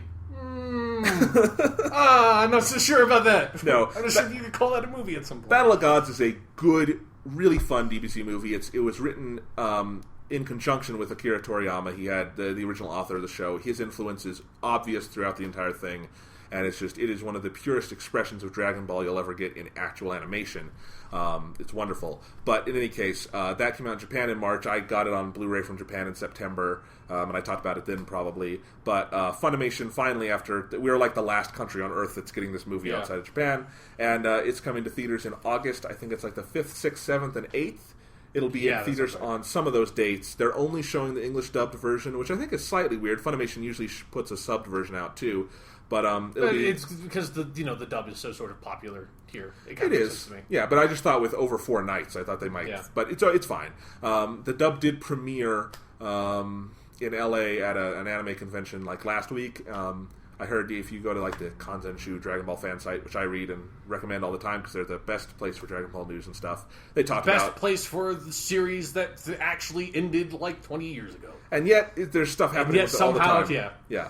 They're putting out the new fucking Xenoverse game. Yes. Yeah. So interesting. But they talked about they had some people out there seeing the dub, and apparently it's very much in line with the dub Funimation did for Dragon Ball Kai, the kind of versioning of Dragon Ball Z, which was a very much more accurate and faithful dub, higher quality than the original Dragon Ball Z dub stuff. So it sounds like it's a good dub. I might try to check it out because Battle of Gods has really good animation, and I'd like to see it in a theater. So that'll be playing. Definitely, if you like Dragon Ball Z, I recommend it, although don't believe the trailers Funimation is putting out for that movie. They're advertising it as, raw Dragon Ball Z action! It's not what the movie is. Super Saiyan God, motherfuckers! Yeah. Goku becomes a fucking god. I do think Battle of Gods has the most impressively animated action sequence in the entire series, but it's 5 minutes near the end of the movie. For the most part, this is a movie about the characters and about humor, and it's got a more involved story than some of the others, so... Yeah, I think because, most of those Dragon Ball Z movies... have no story. Yeah, it's just like, here's like a 45-minute animated film that's just an action scene. It's like, what? And everything in it is just, like, the plot in it is just the plot from, like, the most recent thing they did in the show. Yes, and sometimes they're really fun, and sometimes they're Bio Broly. Yeah. So anyway... That's coming out. But more interestingly to me, even, is we've talked about before on this podcast, I think, that we really love, in terms of web series, the Angry Video Game Nerd. Yeah, it comes up every now and then. Yes. I don't even... the Angry Video Game Nerd puts out so few episodes now, I'm not sure how much people know about him on the internet these days. But if you've never, he's been making videos since 2004. James Rolfe on Cinemassacre does a lot of other cool series that we pimp sometimes, like Monster Madness. If you want to get like a really succinct but entertaining history of Godzilla films, he did a Godzilla-thon a couple of years ago. Still fucking great. So great stuff. But anyway, for the last 2 years, he's been making AVGN the movie, which is fascinating because definitely people make movies of shows or try to make those all the time, but of a web series that is review based, it's a really fascinating idea. And he's been talking about the movie since like 2007, and I've been excited to see it ever since. And he announced maybe 2 weeks ago on Cinemassacre that he's premiering it. He's premiering it at the Grauman's Chinese Theater in Hollywood, which is pretty fucking cool, I think. Yeah. And then it's premiering at Comic-Con, and then he's taking it around the country, and it will be playing in Denver at the Old Town Arvada Theater, but it's already sold out. I got my tickets. I'm really excited to see it. That'll be cool to be able to see that movie in a theater as it was assumedly intended. Yeah. But that means it'll probably be out on Blu-ray and DVD by the end of the year. But and he also said he's thinking of there's going to be some sort of online digital option, obviously. So right. So it sounds really exciting. I'm really interested to see what this movie turns out to be. It's a truly independent production. Yeah. And just every time he puts out a video for anything, that guy has such a voice and such a tone and style. I think getting to see that expanded to a feature film will be really cool. Yeah, I'm super excited for it. Yeah. So, look on Cinemassacre.com if you're interested and see if it's going to be in your area. Most of them are sold out, but he keeps adding showtimes and stuff. So it's going to be cool. That's one of the things I like, is that he's putting out these showtimes and they're all selling out. So there's a reward for this. Hopefully the dude is not going to go bankrupt for making this movie. Yeah, I don't think so. All right. That's okay. And the last piece of movie news is we talked about last year on this podcast. We really liked Guillermo del Toro's Pacific Rim. Yes, good kaiju movie. Very good kaiju movie. It's the very movie. Good robot hitting a monster in the face with a fucking battleship movie. Yes, motherfucker. Great, just really fun action adventure movie. And Guillermo del Toro announced that a Pacific Rim 2 is being made for release in April of 2017. I think it was 17. 2017. Yeah, that would make sense. It would be hard to get that made before then. Maybe it was 2016, but we'll see. In any case, he's making Pacific Rim 2, and this had really been up in the air because Pacific Rim did not do well in the United States. I don't even think it hit $100 million lifetime gross. I don't think so. But it was huge in the rest of the world. Yeah. Definitely. I mean, it made... maybe I'll look it up, but it went way beyond anything I had thought, because it had a fairly big budget, but it definitely was big and profitable, and... Well, I think there's something about a robot hitting a giant monster in the face with a fucking battleship that just speaks to the core of humanity. That crosses all cultural boundaries. Everyone can love that. Yep. It doesn't matter who you are. So it was a $190 million movie and made $411 million worldwide. That's really, if you do the math, that's barely eking out a profit, but that tells you that that's a franchise you can work with and do more in the future. Costs on sequels will probably be lower in some ways and whatnot. But I think it's cool. I think Guillermo del Toro is such a cool guy and cool director, and I'm glad that he's finally, after he took that kind of long sojourn with The Hobbit that never got made, he's finally getting back into making movies steadily. He's got this movie Crimson Peak coming out next year, I think. Mm-hmm. I'm really excited to see another new original film from him. And then he announced the other day he's making another small independent black and white film before he makes Pacific Rim 2. And then we're going to get that. They're also making a Pacific Rim animated series, which... Sure. Why not? It'll work. Yeah. It practically kind of is one anyways in some ways. And I think what I'm most interested to see with the sequel is that the first movie had to spend a lot of time on exposition and getting things in place and working out the character setting up the universe and stuff. And it's such a direct story, which is that these fucking monsters are here. We have to beat the hell out of them. Yeah. I want to see what they can do in a sequel where they can do something a little more complex and maybe creative and fun and in bigger. And that dude's got a very big imagination, and it's just cool that he gets to keep making movies with an actual budget. Because sometimes maybe art house directors get this chance to make a big movie, it flops, and we never hear from them again, sadly. And maybe this finally will allow what Guillermo del Toro has said several times, that he wants to have a crossover between Pacific Rim and the new Godzilla. That would be pretty cool. Yes, please, yes. Yes, they are both wholly owned in the United States by Legendary Films, so that could be pretty awesome. Yep. All right. So that's all the news and stuff I've got. You want to move on? Let's move on. All right. So, Sean, it is the midpoint of 2014. In terms of entertainment and what you've gotten to see and what you've sensed, how has 2014 seemed as a year for you in the media landscape? Good so far. I think, this is obviously for video games. This is always kind of the dry period. That's been changing over the past few years, but it's still the big Call of Duty's, Dear Destiny, that kind of shit always comes out in the fall. Although this fall's kind of looking a little sparse with stuff getting pushed into February and stuff. But yeah, so video games are a little bit sparse, but there have been some really good titles that have definitely come out. I think notably is one that I'm still playing through, but every time I play I play it, it just gets better and better, is Wolfenstein: The New Order. Like, so far, I'm probably like 70% of the way through it, if like kind of looking at some of the stuff in the game suggests. And so far, that is a Game of the Year contender to me. Like, it is, that game has gotten so good, so fast. It is so much fun to play, and the story is so good. It's fucking great. And then as far as movies go, Captain America 2, motherfucker, and Godzilla, motherfucker. So, fuck yeah, motherfucker. This has been an interesting year for me, because if you take TV out of the equation, which is kind of having an all-timer year, TV has had so much good stuff this year, and there's been so many new series, from, you know, True Detective to Fargo to there's been a bunch of really interesting new series and miniseries on TV this year, and that's all fascinating. So TV's having a great banner year. We can put that aside. But if you look at like movies and games, I think we're having fairly sparse years for both. I think gaming, there are, you know, once in a while we're getting these, the AAA titles are kind of, they're few and far between. They've been generally pretty good though. So we've had these kind of diamonds in the rough situation where we have Wolfenstein: The New Order, and it's better than anyone could have anticipated, or Infamous Second Son, and that, from you and me at least, was better than I think we could have anticipated, even though it looked good.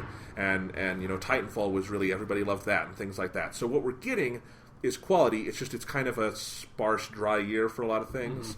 And I think it's the same on the movie side. Hollywood is having its slowest earning year in a while.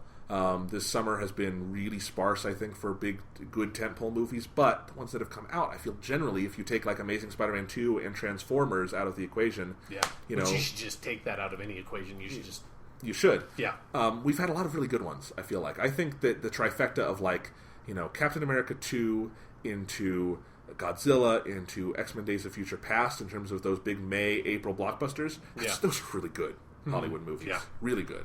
And I think then, you know, into some of the sequels we've had this year with 22 Jump Street and How to Train Your Dragon 2 that came out in one weekend, and those are fantastic movies. And we had, you know, that's a 22 Jump Street is a fantastic Hollywood, you know, comedy sequel. That's unprecedented in a lot of ways. Yeah, what good comedy sequel? What doesn't happen a lot? No, you know, this was no Hangover 2 and or 3. So it's Hangover Part 2 and Hangover Part 3. Yes, the saga must be respected.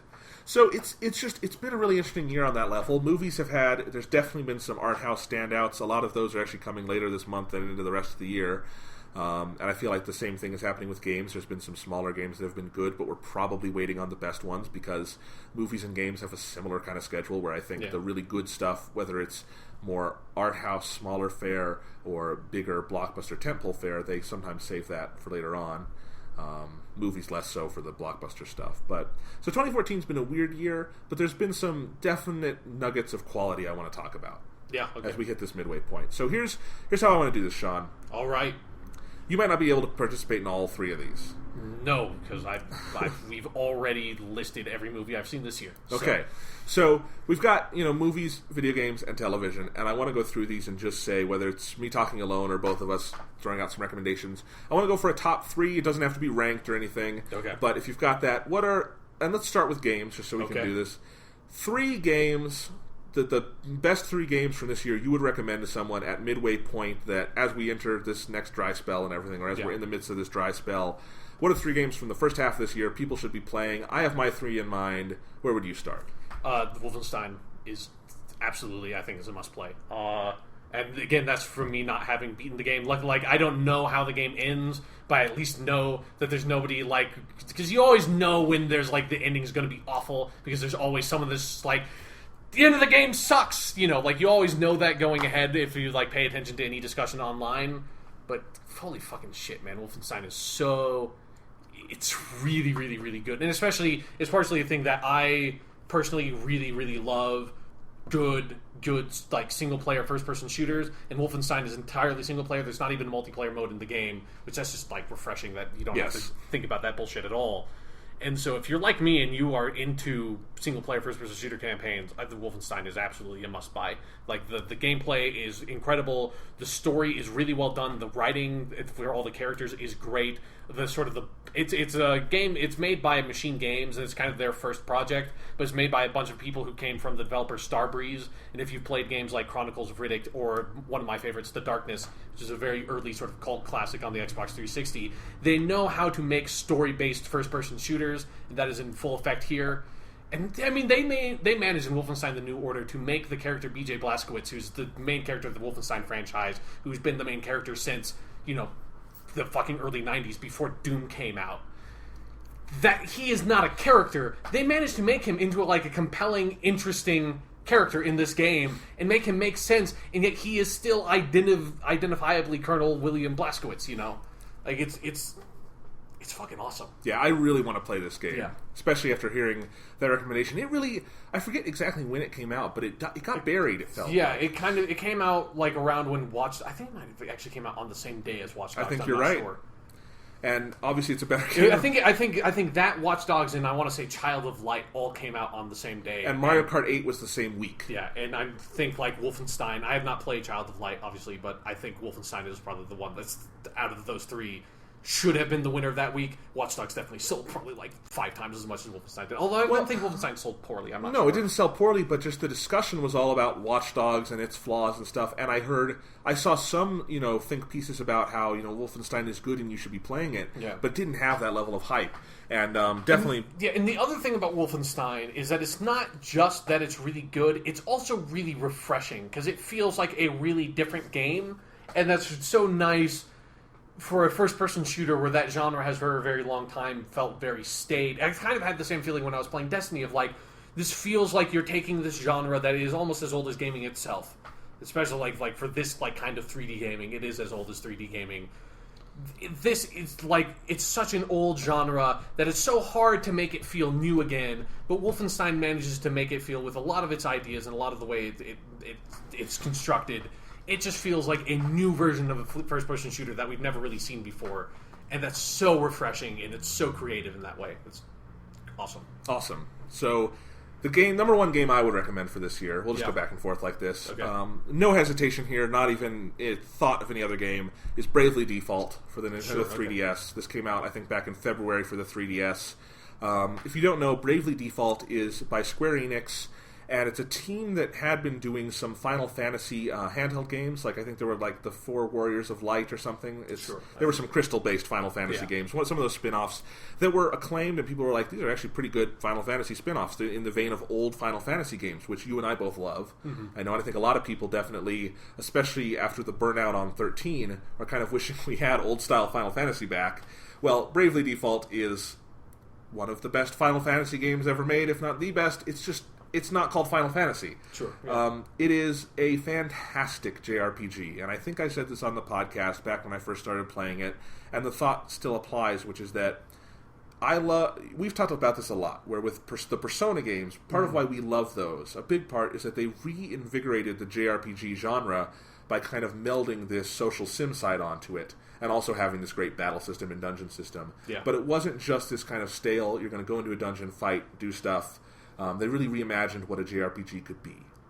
And the thing about Bravely Default that blows me away is it's not a fundamental reimagining of what a JRPG can or should be. Mm-hmm. It is exploration and turn-based combat and random encounters. It's just done at such a phenomenally high level of quality, with such a phenomenally high level of polish, and so many thoughtful just little things in the gameplay and the gameplay design, and so much complexity to the battle system because of the Brave Default system that gives the game its title, that it feels kind of like you're playing and falling in love with the JRPG genre all over again. And that means you fall in love with some of the frustrations again, if you want. Sure, some of the difficulty spikes and boss levels, and some of the, complexities of equipment management and things like that. But, if you're in for a penny, you're in with a pound. In for a pound with JRPGs at a certain point. And all of that is there, and, it's just so well done. And I think, I had been playing some older Final Fantasy games at the end of last year into the beginning of this year, just while there were no new games out. Mm-hmm. Particularly, I was playing Final Fantasy III, the original Japanese version, and then Final Fantasy IV, and I really loved doing that. And Bravely Default felt like a perfect, awesome, modern incarnation of this series. And I could go on and on praising what it's got. I think it's got absolutely gorgeous art direction and graphics. It blows everything else on the 3DS that I have played so far out of the water. It's not even funny. It's just a gorgeous, gorgeous game. It makes phenomenal use of the 3D if you want to turn it on. You don't have to have it on. I have it on maybe about half the time just when I want to appreciate the graphics a little more. Mm-hmm. But you don't have to. So there's that. It's got one of the best musical scores I have ever heard for a game. Might be in my top 5 if I were going to list musical scores for games. It's that good. It is absolutely, vintage Nobuo Uematsu quality, but it's an even bigger score than that. It's not just, your maybe 1 hour of music. It's a lot more than that, and it's every theme in the game. If I hear it, I'm loving it, and that's important for a JRPG because you hear the same music a lot. Yeah. But it is so good. And the characters are fairly, they're not just stock. I mean, here's the thing. They are very archetypal in terms of who they are as JRPG characters, but they don't just feel like stock characters thrown in there because you need 4 characters to follow. They're fun, and they have personalities, and the interplay between them is interesting, and the story for the game is not fantastic, I wouldn't say, but I think it's relatively involved. I want to see what happens Final next. Fantasy. Sure. Like old school Final Fantasy kind of story. Yeah, and I think one of the important things about old school Final Fantasy stories is that they don't necessarily get in the way of playing the game. Sure, yeah. But they also make you want to play the game to get to the next story part. So that's really good. And then again, just the level of polish. It's technically, this is the 3rd version of Bravely Default that we have in the United States, because it was released in Japan as just Bravely Default, and it was acclaimed, but it had some problems. And then they came out with a remake version, like a re-release called Bravely Default for the sequel, which is not a sequel. It's just a re-release of the first one, but it added in a lot of stuff. For the sequel, like FOR. The sequel. For the sequel! Yes. That's a great title. Sequel Masho! Yeah, exactly. Yes.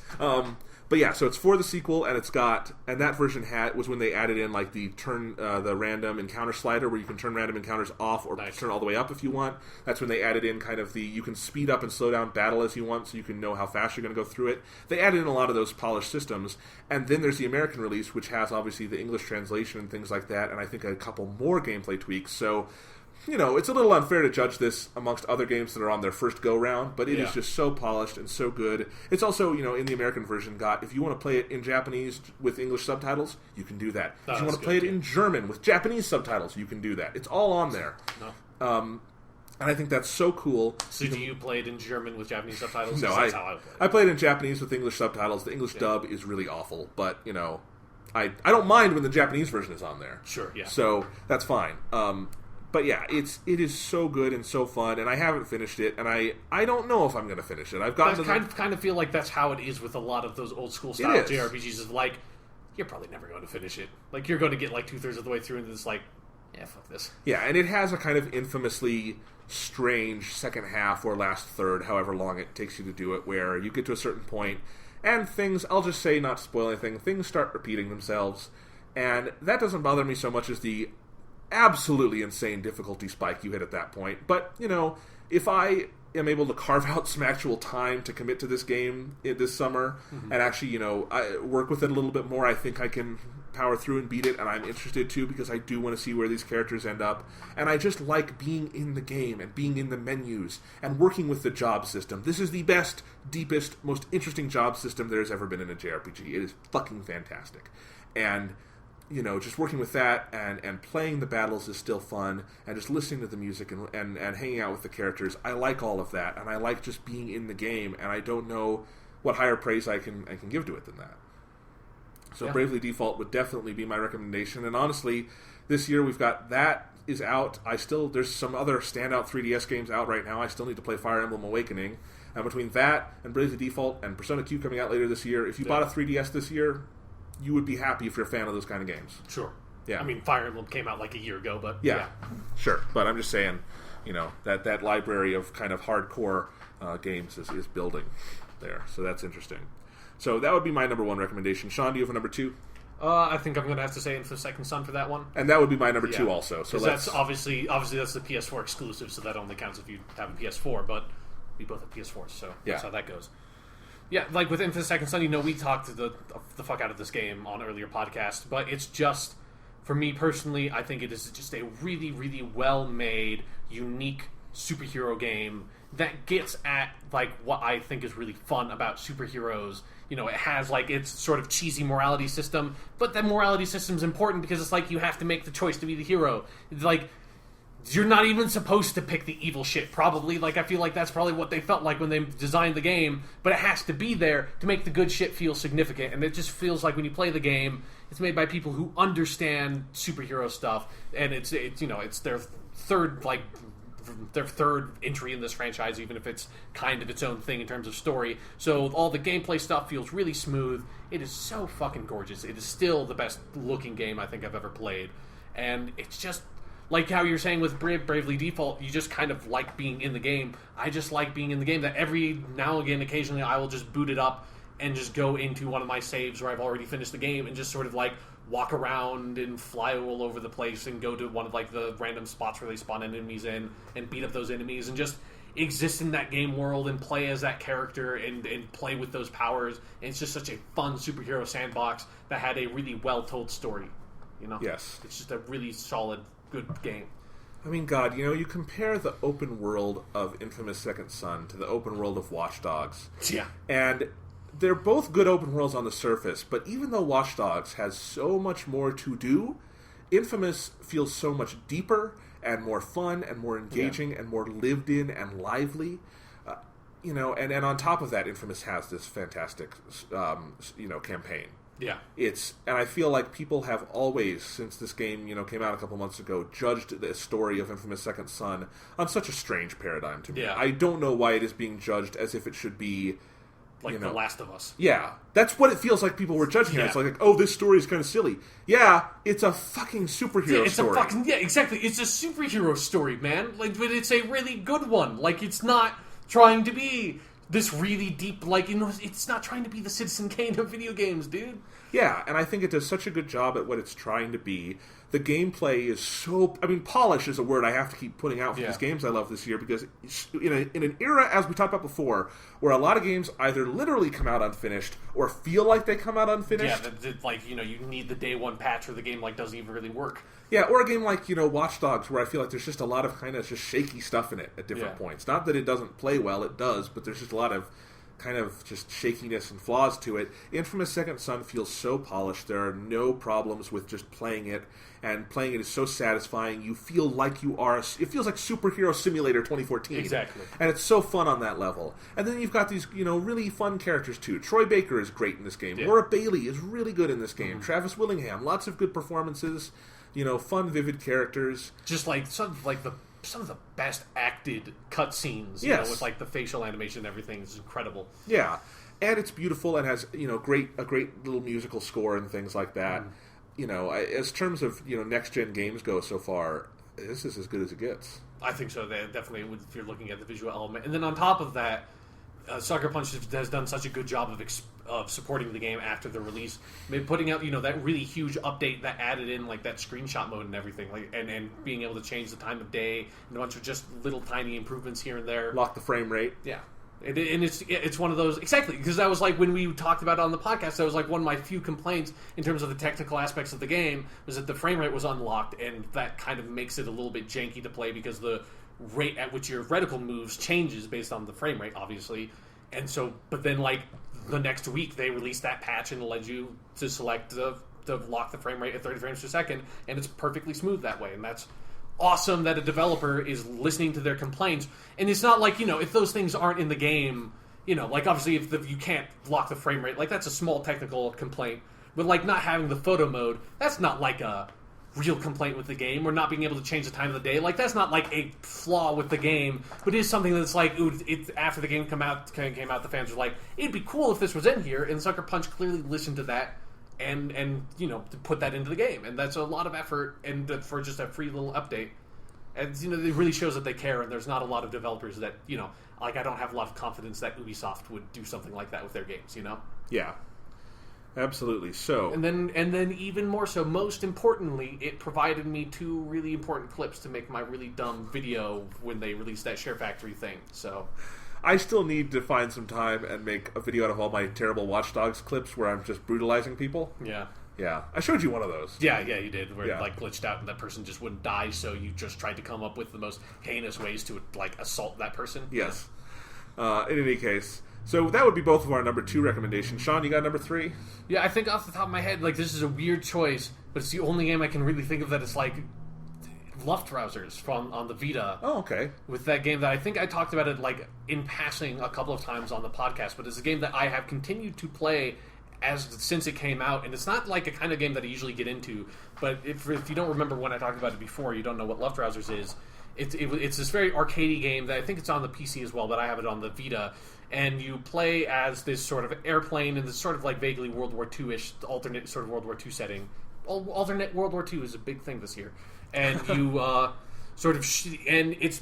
you load into the game. Each time you play a session of the game, it's basically 3 minutes until you die. You play until you die, and it's really brutally difficult. But you fly around, and the control of the game is what makes it so much fun to play. Is that it's basically you can thrust in whatever direction the plane is facing.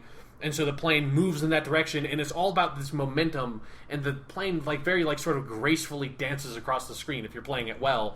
And so you sort of boost in one direction and gain momentum in that direction, and can spin the plane around while it's moving that way in midair, and fire your weapon to try to destroy other enemy planes and rack up your score modifier and get your score as high as it can by destroying a lot of enemy planes in quick succession to get these multipliers and stuff.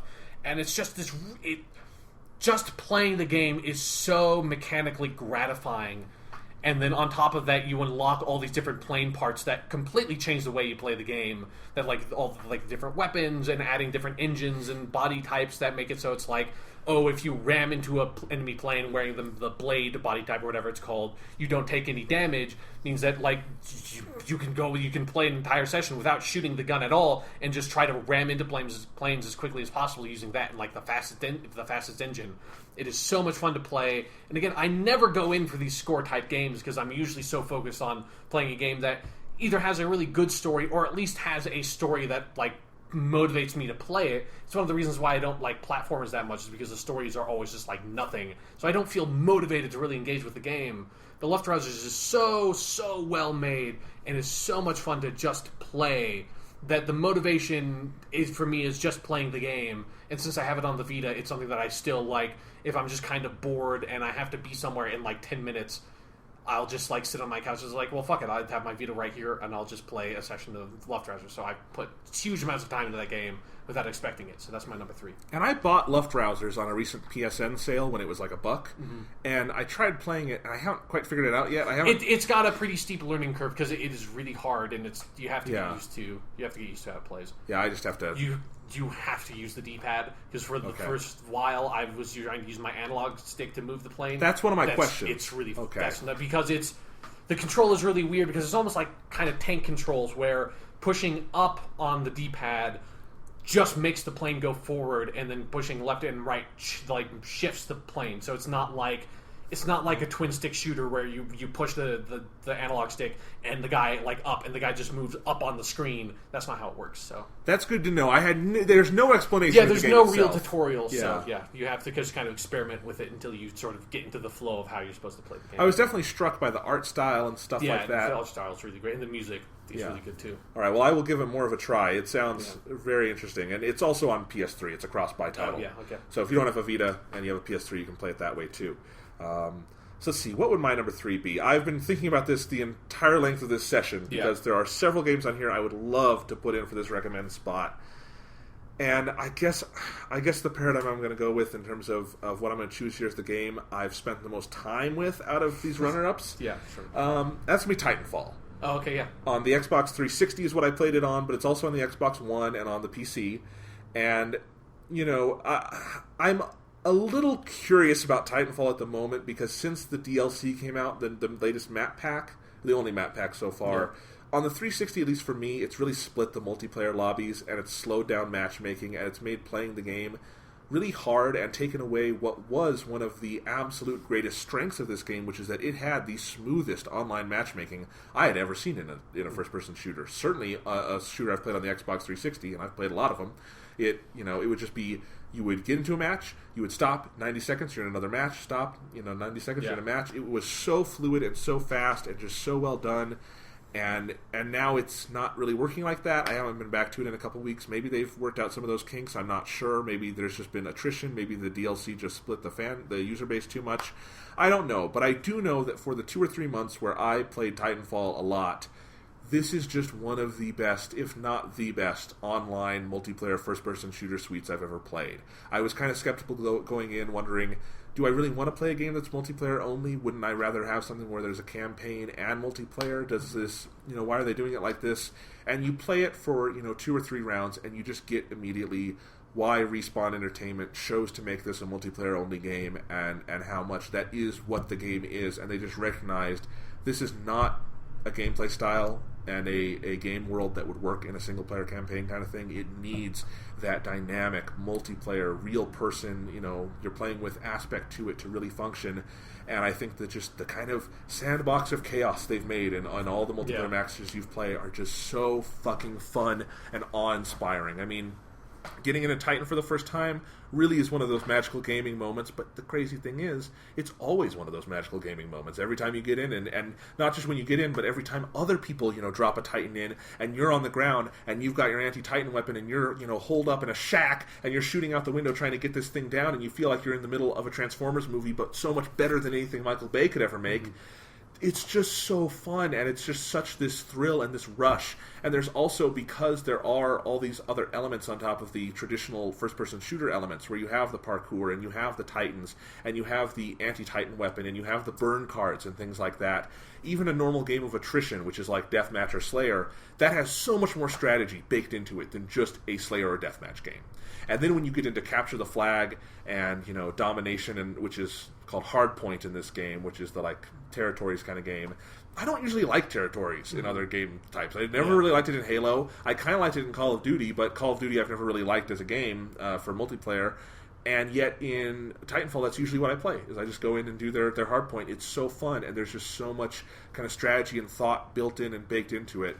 And on top of it, just the scale of it is so massive. Even on the 360, it runs so smoothly, and you get just this great sense of scale in everything you're doing. The sound design is fucking phenomenal, and it just, you get in there, and it's just an immersive world, and it's just so much fun to play, and I like kicking back with it at the end of the day. And, at some point, I'm going to have to buy an actual Xbox Live subscription to keep playing it, because all of my Titanfall playing has been done off of 2-day free trial cards, because I had a huge stack of those collected from my lifetime of Xbox 360 playing. They're all gone now. Yeah. But, yes, really, really good game. If you have an Xbox One, obviously this is the game you should own. Yeah, yeah. And, this is the other reason I went with this is my 1, 2, 3, Nintendo, Sony, Microsoft. There's kind of a purity to that. Sure. So one from each. But yeah, if you have a 360, it's also absolutely worth playing. You're not getting a diminished experience. It's, the graphics aren't as good, I guess, but it plays perfectly. And since I like the 360 controller substantially more than the Xbox One controller, there's that too. So yeah, Titanfall would definitely be a recommendation. So yeah, Bravely Default, Infamous, Second Son, and Titanfall would be my 3. And I want to say just anecdotally, also to your point about the multiplayer population, that I've heard the PC has a similar issue. Okay. So if someone listening to this podcast is interested in getting the Titanfall on the PC, I would look into that, because I'm not entirely aware of what it is. Yeah. I hear stuff like that all the time. So. And I don't know how to judge the game at that point, because I did have all this fun with it, and it is a good game no matter what. I just don't know. But a game that only has multiplayer, right? It needs to have a thriving multiplayer community, or the game might as well not exist at some point. Yeah, it's interesting. Yeah, but yeah, I mean, if I got to play those 3 games this year, this has been a good year for gaming for me so far. Yeah. And I had lots of others I had to choose from. Not all of these on my list are games I loved or even liked, but I kind of just put everything I have played together so far, and a lot of good experiences. Like just something like Hearthstone, which kind of Hearthstone was also something I was thinking about. It launched in its kind of final form this year, and it's not going to be on par with those other games in terms of the overall whole experience, but just as is fun, collectible online card game. It's free. You should all play it. Yeah, exactly. I still load that up and just do a match every now and then. It's just a really well designed collectible card game that you can play for free on your computer. So yeah, absolutely. There's no reason not to try it. All right, so Sean, let's do movies. Okay. I don't think you have 3 to fill here. If you want to try to fill 3, you can. It's Captain America 2, Godzilla, and... Well, don't spoil it. Well, if you just want me to do 3, I'll just do 3. Captain America 2, Godzilla, and I'll probably say X-Men. Okay, so your number 1 is Captain America 2. Tell us why. Because none of these are on my list, so you might as well talk about it. Because Captain America 2 is fucking awesome. Obviously, if you're watching the Marvel movies, you will probably go see it anyways, but it is one of, if not the best of the Marvel movies. I would probably say it's the best. The action is incredible, so creative, so well done, has so much weight to it. And then also, it's a really good Captain America story that pushes the character forward, has some interesting things to do with the character and sort of setting him in a modern American political setting. And it just continues this trend of the Marvel movies just getting better and better and better. And, I'm a huge comic book guy, so Yeah. Fuck yeah, Captain America. It's a great movie. I took my brother to see it about a month ago, so I saw it a second time, and it's every bit as good a second time. Like, sometimes you wonder that with a movie like this, where the rush of seeing it is just so intense, you wonder, am I going to be able to recapture that? Absolutely. In some ways, it even gets better when you just see what a good story they put together and how tight the themes are. It's a great Hollywood blockbuster. Yeah. Absolutely. All right, my number one film of the year so far is one that would be, I feel like, divisive for a lot of people. Not everyone's going to love this movie, but this would be Jonathan Glazer's Under the Skin, starring Scarlett Johansson. I believe it came out back in April. It was playing at festivals the year before, like I think it premiered at Venice and festivals like that. But it had its official theatrical release this year. It comes out on Blu-ray July 15th. And I don't even know what I would say about recommending it. It's just, this is the best movie I've seen this year. It is basically an avant-garde film. It's kind of got a story, but kind of not. It's Scarlett Johansson plays, and even saying this kind of counts as a spoiler, but I have to say something about the movie. Sure, yeah. Scarlett Johansson kind of plays this, what might be an alien visitor who is kind of going around. She's in London. Not London. She's in England. I just see England and I assume it's London. It's just England. Sure, yeah. It's northern England because it's near Scotland. Yeah, so it's not London at all. No, it's not London at all. I've never been to England. I know very little about England. I'm sorry, but yes, it's Scarlett Johansson. She's just kind of cruising around, basically prowling on young lonely men, kind of.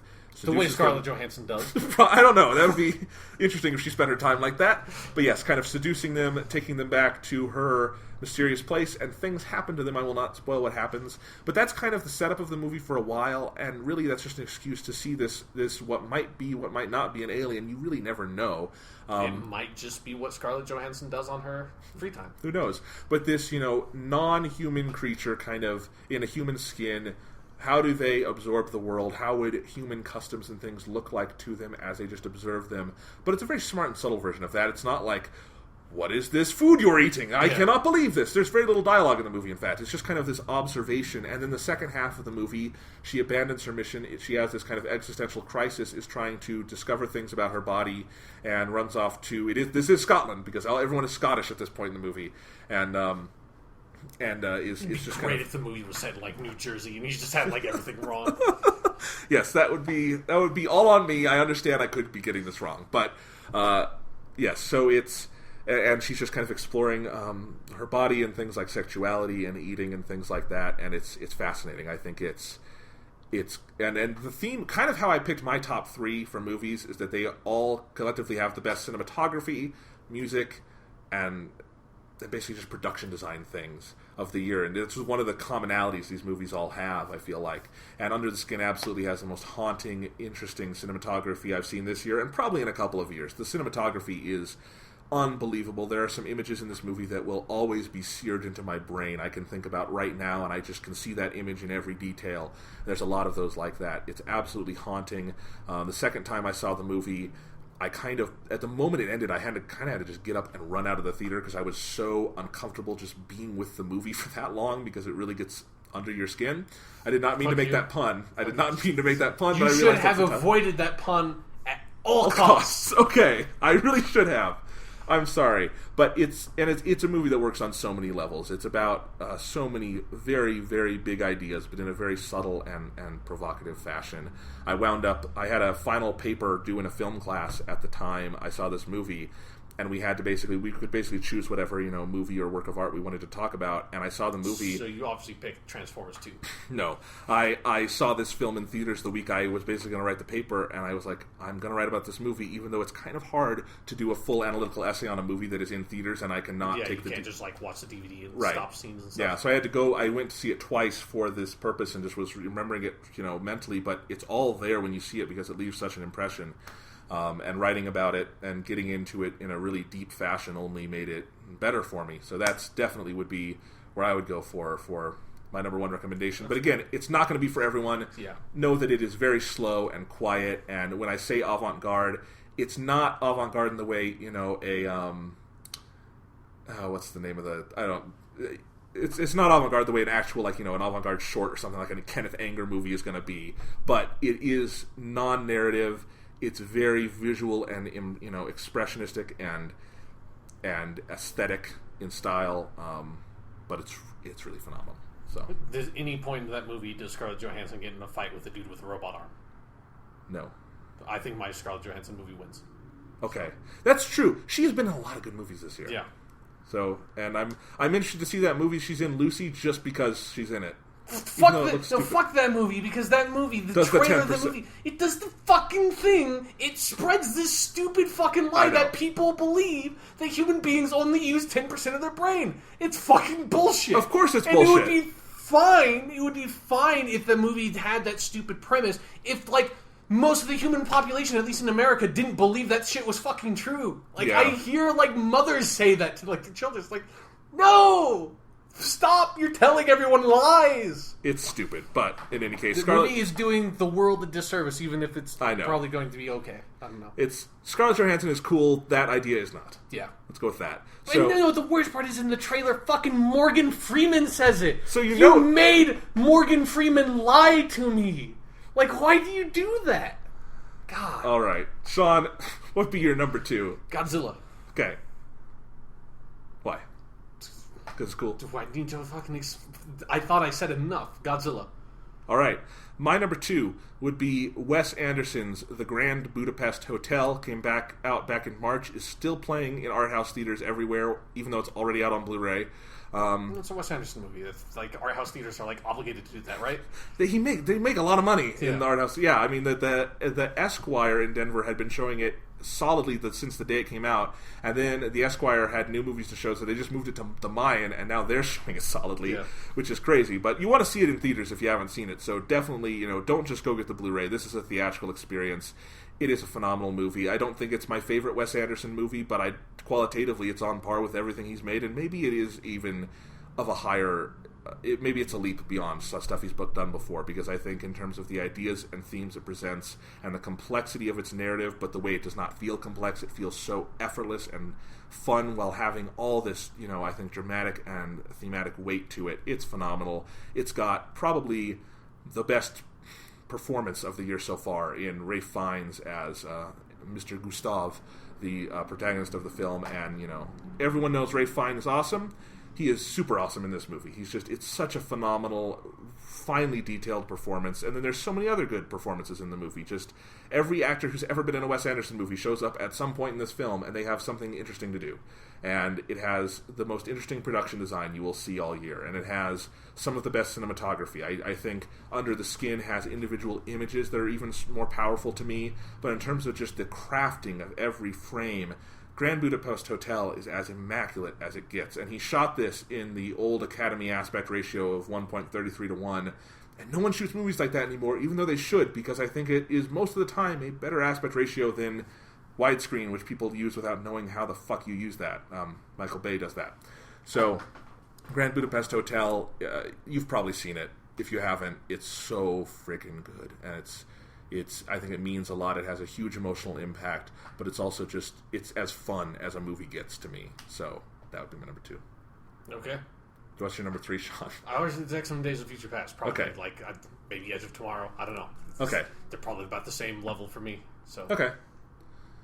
What's your favorite thing about X-Men Days of Future Past? Probably Magneto. Or that Quicksilver scene is really good. It's a fun scene. It's really well done. Yes, I want more X-Men musical montages. Basically, yeah. That was a good use of music. All right, my number 3 would be How to Train Your Dragon 2. And before I talk about the movie itself, I'm going to defend the title. Okay.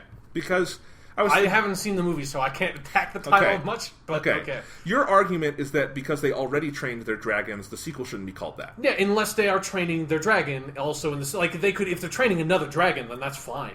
Yes, because the movie is part of the conflict. It's about how people train their dragons, and it's that Hiccup, the protagonist of the film, and the bad guy. The protagonist of the film's named Hiccup.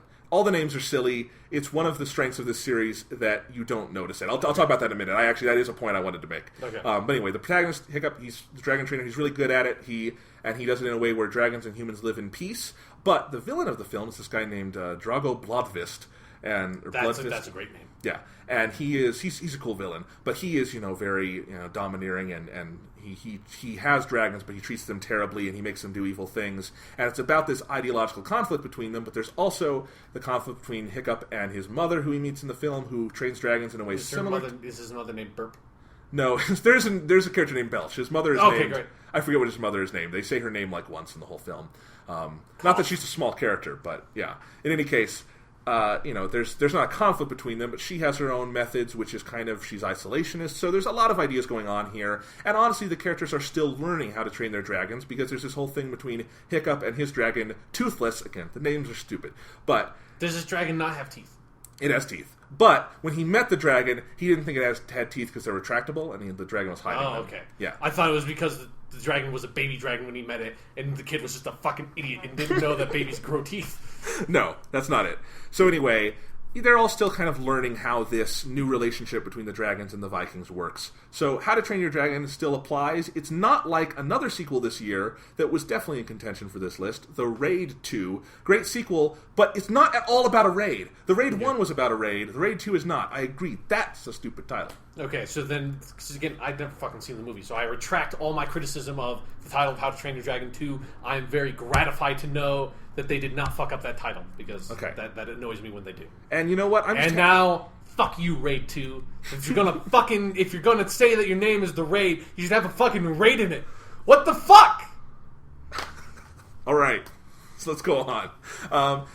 I have a weird relationship with these How to Train Your Dragon movies, because I saw the first one, I don't know what to say other than it didn't make an impression. I didn't think about it. I wrote very little about it, and I just didn't think about it for the next 4 years. The sequel came out, was even more acclaimed than the first one, and I was like, well, I've got to check it out. I do this. I should. And I really don't know How to Train a Dragon yet, so I should probably, I should at least educate myself. And I watched How to Train Your Dragon 2, and here's the thing. This film is what I have been asking American animated movies to be my entire critical career. For the last 10 years, I've been going through some of my review archives for another project I'm doing, and the amount I have written about how I hate so many American animated films because they are just pop culture jukeboxes. Sure, and they disrespect children by giving really stupid stories and not any development of characters or ideas, and how they just churn out the most lazy, boring sequel, shit, like the Ice Age sequels and the Shrek sequels and Madagascar sequels, and they just get shittier and shittier. And I think children deserve better than that. I think it is super exploitative when you're just saying, we know parents will pay for anything, so we're not going to fucking bother. So we're going to make an Alvin and the Chipmunks movie. Yes, and you can lump those in. Sequel to that one. Yes, and then a third one called Shipwrecked. And you're going to make a fucking live action / animated Smurfs movie, and 2 of them. Yeah. Fuck yeah. And drag Neil Patrick Harris down to that level too. He was cool once upon a time. Yeah. Well, anyway, so it's a problem in American cinema. And How to Train Your Dragon 2 is everything I would want this genre to be. It is unbelievably beautiful. I did not think before I saw this movie that digital productions really had cinematography. Gravity had me coming around on that, and I think its Best Cinematography Oscar was well earned. But honestly, I would put How to Train Your Dragon 2 in that field, even though there is no physical camera in this. Mm-hmm. There is the idea of a camera, and it matters so much. You have to figure out how to frame a shot. I mean, like, comic books basically have cinematography in a very weird way. Yeah, but I think a lot of animation doesn't utilize that. Yeah, they don't. Like, a lot of times they don't necessarily think about it that way. Yeah, and I don't think it was as much of a problem when we were doing hand-drawn animation, because that's not so much an issue of framing as much as it is... It's a different kind of visual style, and we don't think of it the same way we think of cinematography. But 3D animation, we should. And How to Train Your Dragon 2 is just one of the best shot movies I've seen this year or any year. It's a beautiful exercise in framing and in how to move your camera and everything. And, they move the camera in ways you never could in live action, but to great effect.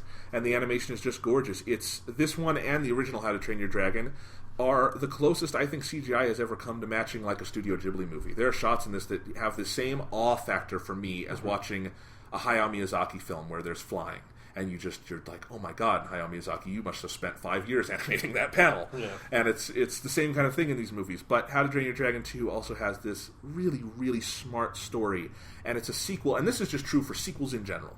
And not just for animated sequels, where the story is its own story. It's not setting up anything else. It's not, just rehashing things from the first film. It is its own story. It picks up with all the stuff that happened in the first movie honored, and then it goes beyond that, and by the end, the status quo has changed utterly, and things are in a different position, but it's not in the different position of, it's a giant cliffhanger. We had a story, and the characters moved forward, and if this was it would be satisfying, but I want to see more because they've done such a good job with these characters.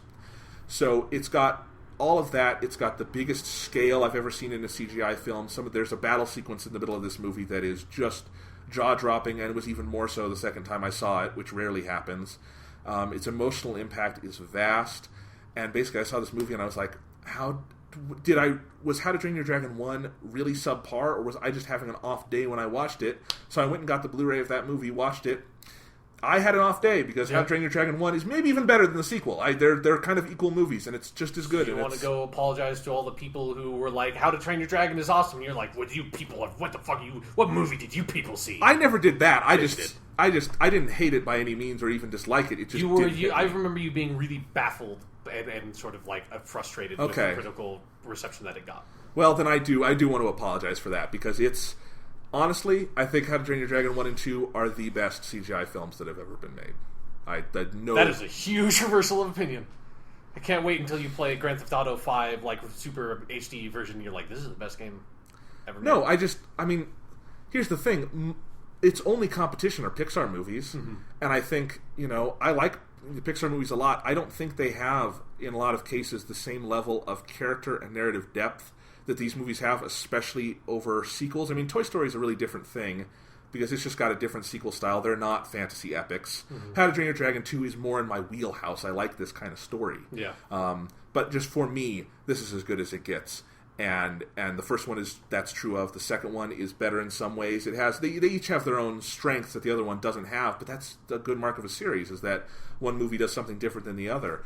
But, and I think one of the most important things to note here, because this is also a trend in Hollywood and blockbuster and animated filmmaking that drives me fucking crazy, is where you have heroes who don't earn what they get. That's the problem with hiccups. It's the Amazing Spider-Man 2. Yeah.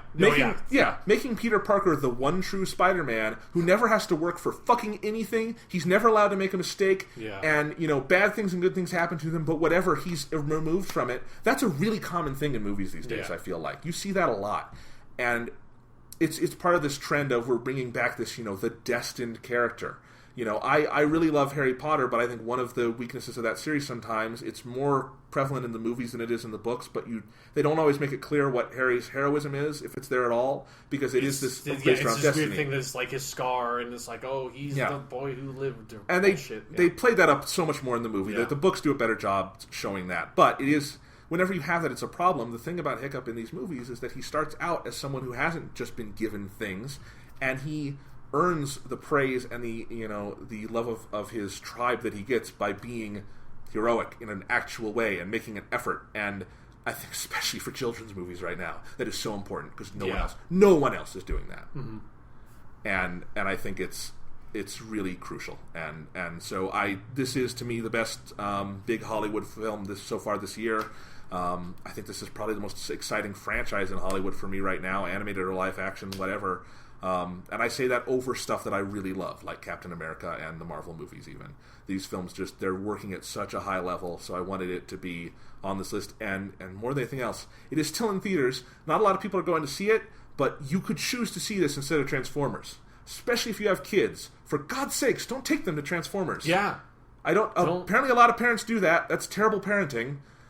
Take them to How to Train Your Dragon 2. Why would you expose anything to... Like, you shouldn't take your fucking dog to Transformers 4, let alone your kid.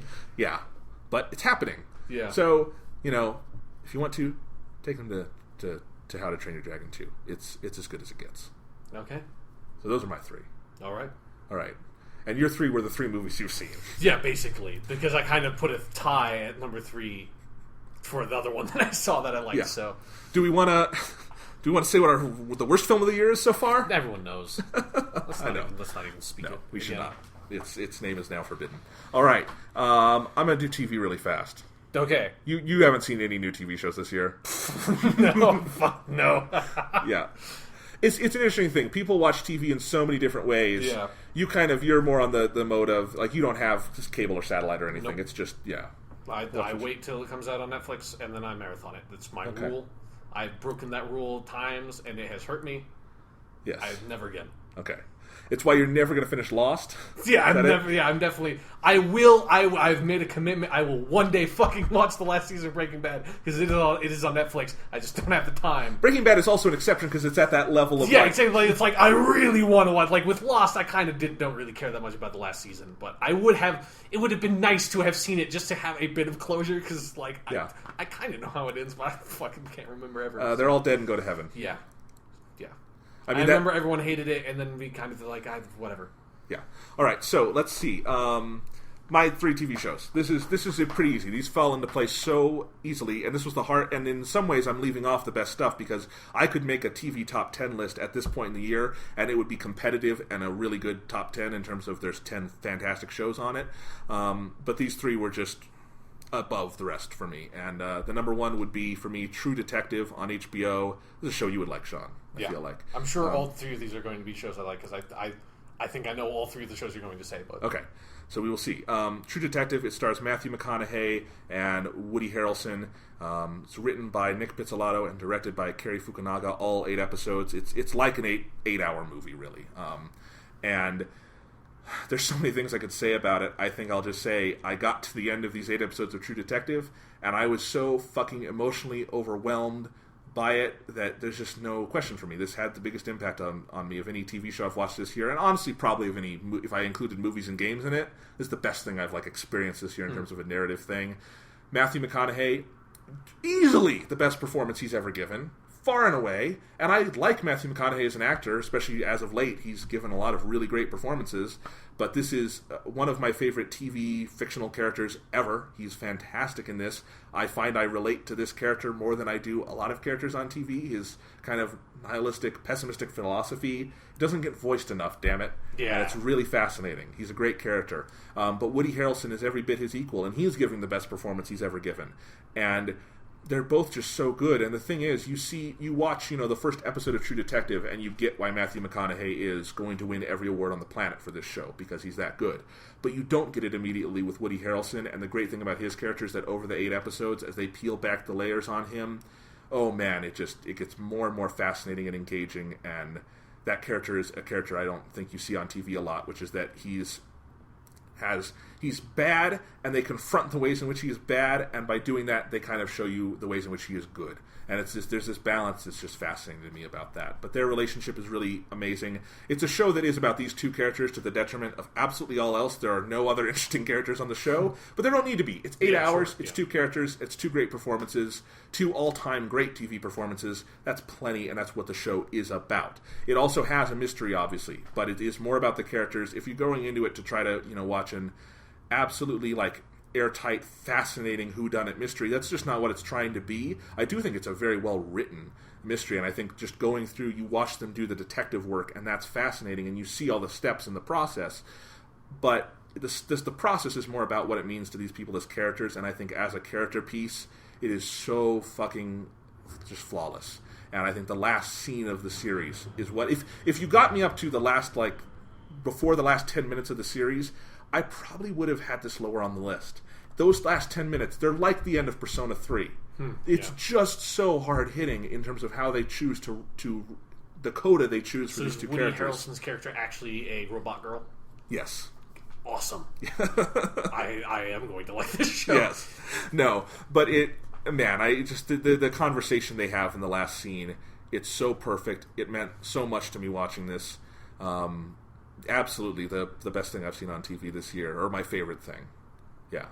But True Detective is the kind of thing that, it's a new show, it's original, you would kind of, with that pedigree, you would expect it to be great in some ways. The number 2 show, this was an unexpected success. This is Fargo on FX, the miniseries. Who the fuck thought of this? I don't know. You're taking one of, definitely I think, the most acclaimed Coen Brothers film. In terms of overall universal acclaim and recognition. Sure, yeah. And this is, we're talking about 2 of the most distinctive, idiosyncratic filmmakers on the planet, one of their best films, and you're going to make a 10-episode miniseries that is in that style and voice, but it's not the story, but kind of has connections to the story of the movie, but it kind of doesn't, and it's its own characters. And it's just such a weird idea, and yet it works so phenomenally well. The writer of this show, Noah Hawley, who, like Nick Pizzolatto on True Detective, wrote the whole thing. Fargo's 10 episodes. It was directed by multiple directors, but it's got that same great visual style and atmosphere and everything. It's just... It's an amazing achievement because it manages to definitely feel like it is in the Coen brothers verse, like it has that voice and style, but it's its own thing. This is Noah Hawley's as much as it is the Coen brothers, and it had to be to work. So it's got its own set of characters that are great, and they all start out from kind of the archetypes the Coen brothers were exploring, but they go in such vastly different directions. I think this is the best work Martin Freeman has ever done, and I love Martin Freeman. He's one of my favorite actors. He's phenomenal in this. He has a scene in like the third to last episode or so that is Bryan Cranston on Breaking Bad levels good and haunting and terrifying and funny. He's just amazing in this. But, Alison Tolman as the protagonist of the show, Detective Molly Solverson, that sounds like a Coen Brothers name. That's great. She is so good in this, and she was a complete unknown, had never been in a TV show, I think, before, and she is a great lead, and I can't wait to see her in more stuff. And Billy Bob Thornton, this is my favorite performance of his, and I love Billy Bob Thornton. He is just kind of this terrifying, funny sociopath in this show, but it's more than that. And I think the ethical issues and humanistic issues the show explores are so fascinating in terms of, what is evil, what is masculinity, how do these things relate, what is the animalistic side of humanity? These are all things that are at work under here. What is the dark side of the, American Midwest suburb and those kind of small towns, and what is lurking underneath? This is all at work here, just as it was in the movie. I think ultimately, both the movie and the TV show, as Warren Littlefield, the producer of both, said, they are about contrasting the worst of humanity with the best of humanity, and the TV show does that too, but because the TV show has 10 hours to play with it, I like the TV show even more than the movie. And that's not easy for a TV show to be better than Fargo, the movie. Because Fargo, the movie, is kind of one of the great movies. At least of the, American 1990s. And, the show is just... every inch it's equal, if not greater, and it's fun. True Detective is very dark. You're not going to watch True Detective to laugh. Sure. Fargo is dark in a lot of ways. It's also very funny and very creative, and again, idiosyncratic in the way you would expect of a Coen Brothers project, but with its own voice. Absolutely worth watching. And the great thing about True Detective and Fargo is that they are true miniseries. There's just going to be... True Detective is going to have more seasons, but with a different cast and story and everything. It's going to be more of an anthology show. But it's its own thing. There's 8 episodes for True Detective, 10 for Fargo, and you're done. And they really get to tell a full story because of that. Nice. So, yeah. And let's see. So my number... They're finally figuring... They're coming around to my side, goddammit. Yes. They're finally figuring it out. Well, Making TV shows I can watch. But I think this is a great use of the TV format that we're finally starting to see, is that it can just be kind of a longer movie, but in this kind of serialized format. You can do that, and it doesn't have to run 100 episodes to be valid. Because most TV shows, they just run out of steam so quickly. Oh, yeah. They're just not built for that. I think it's pretty... And, anyway, it's an interesting issue, but I'm going to move on. So my number 3 for this year, it's the only kind of returning show on this list instead of new, and that's NBC's Hannibal. The first season of Hannibal, which aired last year, was this also a very big surprise because Hannibal Lecter had not been interesting since The Silence of the Lambs. And the movie, I should say. And that cast such a large shadow, the Anthony Hopkins performance, that, is anyone going to be able to top that? What kind of stories are we going to tell? And Brian Fuller took basically he started extrapolating from these little bits of information in the book Red Dragon, which is this great book. But, you wouldn't think you could get a TV series out of it. And it's this pseudo-prequel built off the ideas of Brian Fuller's books and the kind of... Not Brian Fuller didn't write the books. Sorry, but based off the books, and they're building off those ideas and themes and imagery from the books, but doing its own thing. And Season 1 of Hannibal quickly distinguished itself, I think, as the most visually interesting show on TV, the most graphically violent show on TV, including cable, the most, I think, in many ways provocative on a sort of moral human level in terms of the things it has to explore about evil and psychosis and murder and sin and all these ideas. It's fascinating, but it was also just so entertaining. It's got great acting from Hugh Dancy as Will Graham and Mads Mikkelsen as Hannibal Lecter. I think he's even more interesting than the Anthony Hopkins incarnation.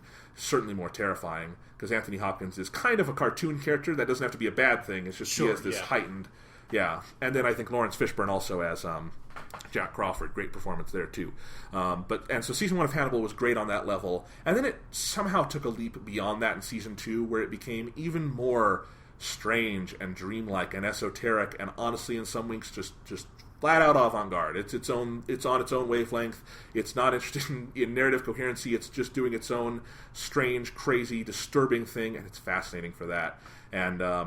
And season 2 has this very distinct, like, 2-half structure. The first half is probably better from a plot standpoint. The second half, though, is just scarier and weirder, and ultimately builds to this immense emotional punch. I think the best episode of TV I've seen this year is probably the Hannibal finale. It is the most violent, terrifying thing you'll see on TV. Even on cable. I don't know how this airs on NBC. I don't know how this gets past standards and practices. It's incredibly violent, but it is very, very good. And, I would put this over returning shows like Mad Men, which had a phenomenal season, I think. And even so, over some new shows I saw, there's Comedy Central's Review is a really fascinating little comedy that's really fun and creative. But Hannibal really stood above all of this. And before Fargo and True Detective aired, I didn't think anything could top Hannibal. I don't know how to say top. These 3 shows are so close for me. Mm-hmm. But yeah, those would definitely be my top 3. So there you go. Cool. Were those the 3 you were thinking I was going to say? Yep. Oh, okay. Yep. Yeah. I wrote about all 7 episodes of Mad Men on my blog, and part of Mad Men's hard to compare to these because it only had a 7-episode season this year. Mm-hmm. It's also a show in its 7th season, so it's just at a different point in its life. It's still, Mad Men, I think, overall is the best show on TV for its lifespan and what it's done. But yeah. All right. So that's my mid-year analysis. Yep. And that's your mid-year analysis. Yep. Your recommendation for TV show of the year is probably still The X-Files? Sure, yeah. It's The X-Files and Doctor Who. Okay. Like, just you go watch those. Yeah. Yes. Yeah. That's just my constant recommendation for TV. Like, just go watch it. And fuck it, go watch Columbo. Because Columbo is also awesome. All right. I made fun of it that one time I brought it up. That's still fuck you for that, because Columbo is still fucking awesome. All right, so Sean, what are we going to be talking about in the weeks to come? Destiny Beta is coming out in about a week, so... We got that. We got Guardians of the Galaxy coming out. That's true, yeah. We got some other interesting movies and things coming out soon. Like I said, at the top of the show, I'm interested in Dawn of the Planet of the Apes. That comes out this week. Yeah, so stuff is happening again. Yeah, and in August we'll have to do some kind of Doctor Who preview episode. Yeah, obviously. We always do. We have to. Yeah, I don't know what there is to mine from Doctor Who that we haven't done in a general sense so far. Yeah. But I don't know. You know what? It could be fun. We could do an episode talking about different Doctor introduction episodes. Watch those and talk about them again. Sure, yeah. That could be a fun one, because a lot of them are really good. Yeah. And some of them are the Twin Dilemma. And was really good, yeah. Yeah, I'm going to make you watch Twin Dilemma. How long is it? I think it's... I want to say that one's like one of the 4 episodes. It's not one of the crazy ones. It's either 4 episodes of 25 minutes, or that might be when they switched to 2 episodes of 45 minutes each. I don't remember when that switch happened. Well, it was the season finale technically that year, because Caves of Androzani was the second to last. That's true. Yeah. I don't know. Either way, it's not that much. It's not like the War Games or something. Okay. Can you imagine if it was the War Games length, but it was the Twin Dilemma? I would be dead. I would have died watching it if it was that. Because the War Games is one of the great Doctor Who episodes, right? Yeah, it's one of my favorites, yeah. Yeah. So, yeah, you're going to, at some point before the new Doctor Who season starts, you're going to fucking watch Twin Dilemma. Because I feel like every time we talk about Doctor Who's, like, history, I mention that somewhere, because it's easily one of, if not the worst episode of Doctor Who ever. So I'll watch it, and here's what I'm going to do. I'll watch it, and then I'll listen to one of the Colin Baker audio dramas to kind of... to cleanse your palate. Yeah, sure. All right. So we've got plans. Yes, so watch that, and then listen to Jubilee, and then it'll be good. Okay. So definitely, listeners, you should catch up on these. Go watch some Doctor Introduction episodes, and we'll talk about them in August. And if you watch Twin Dilemma, be forewarned, it's not good. It's so not good. It is fucking awful. It is fucking bad. But I assume it is a good intellectual exercise to analyze the ways in which it is bad? Sure, yeah. Like, if you are able to detach yourself so much from that, like, that can be a fun experiment. Yeah. Okay. Because I'm going to also make a pact, Jonathan, since I'm going to rewatch it, too, because there's a lot I don't remember from it other than that it's bad. So if you have to watch it, I'm going to have to watch it, too, or else I won't really be able to talk about it. Okay. So. We have made this terrible blood pact. Yeah, we said it now, so it has to happen. So, all right. Well, coming soon to the weekly stuff.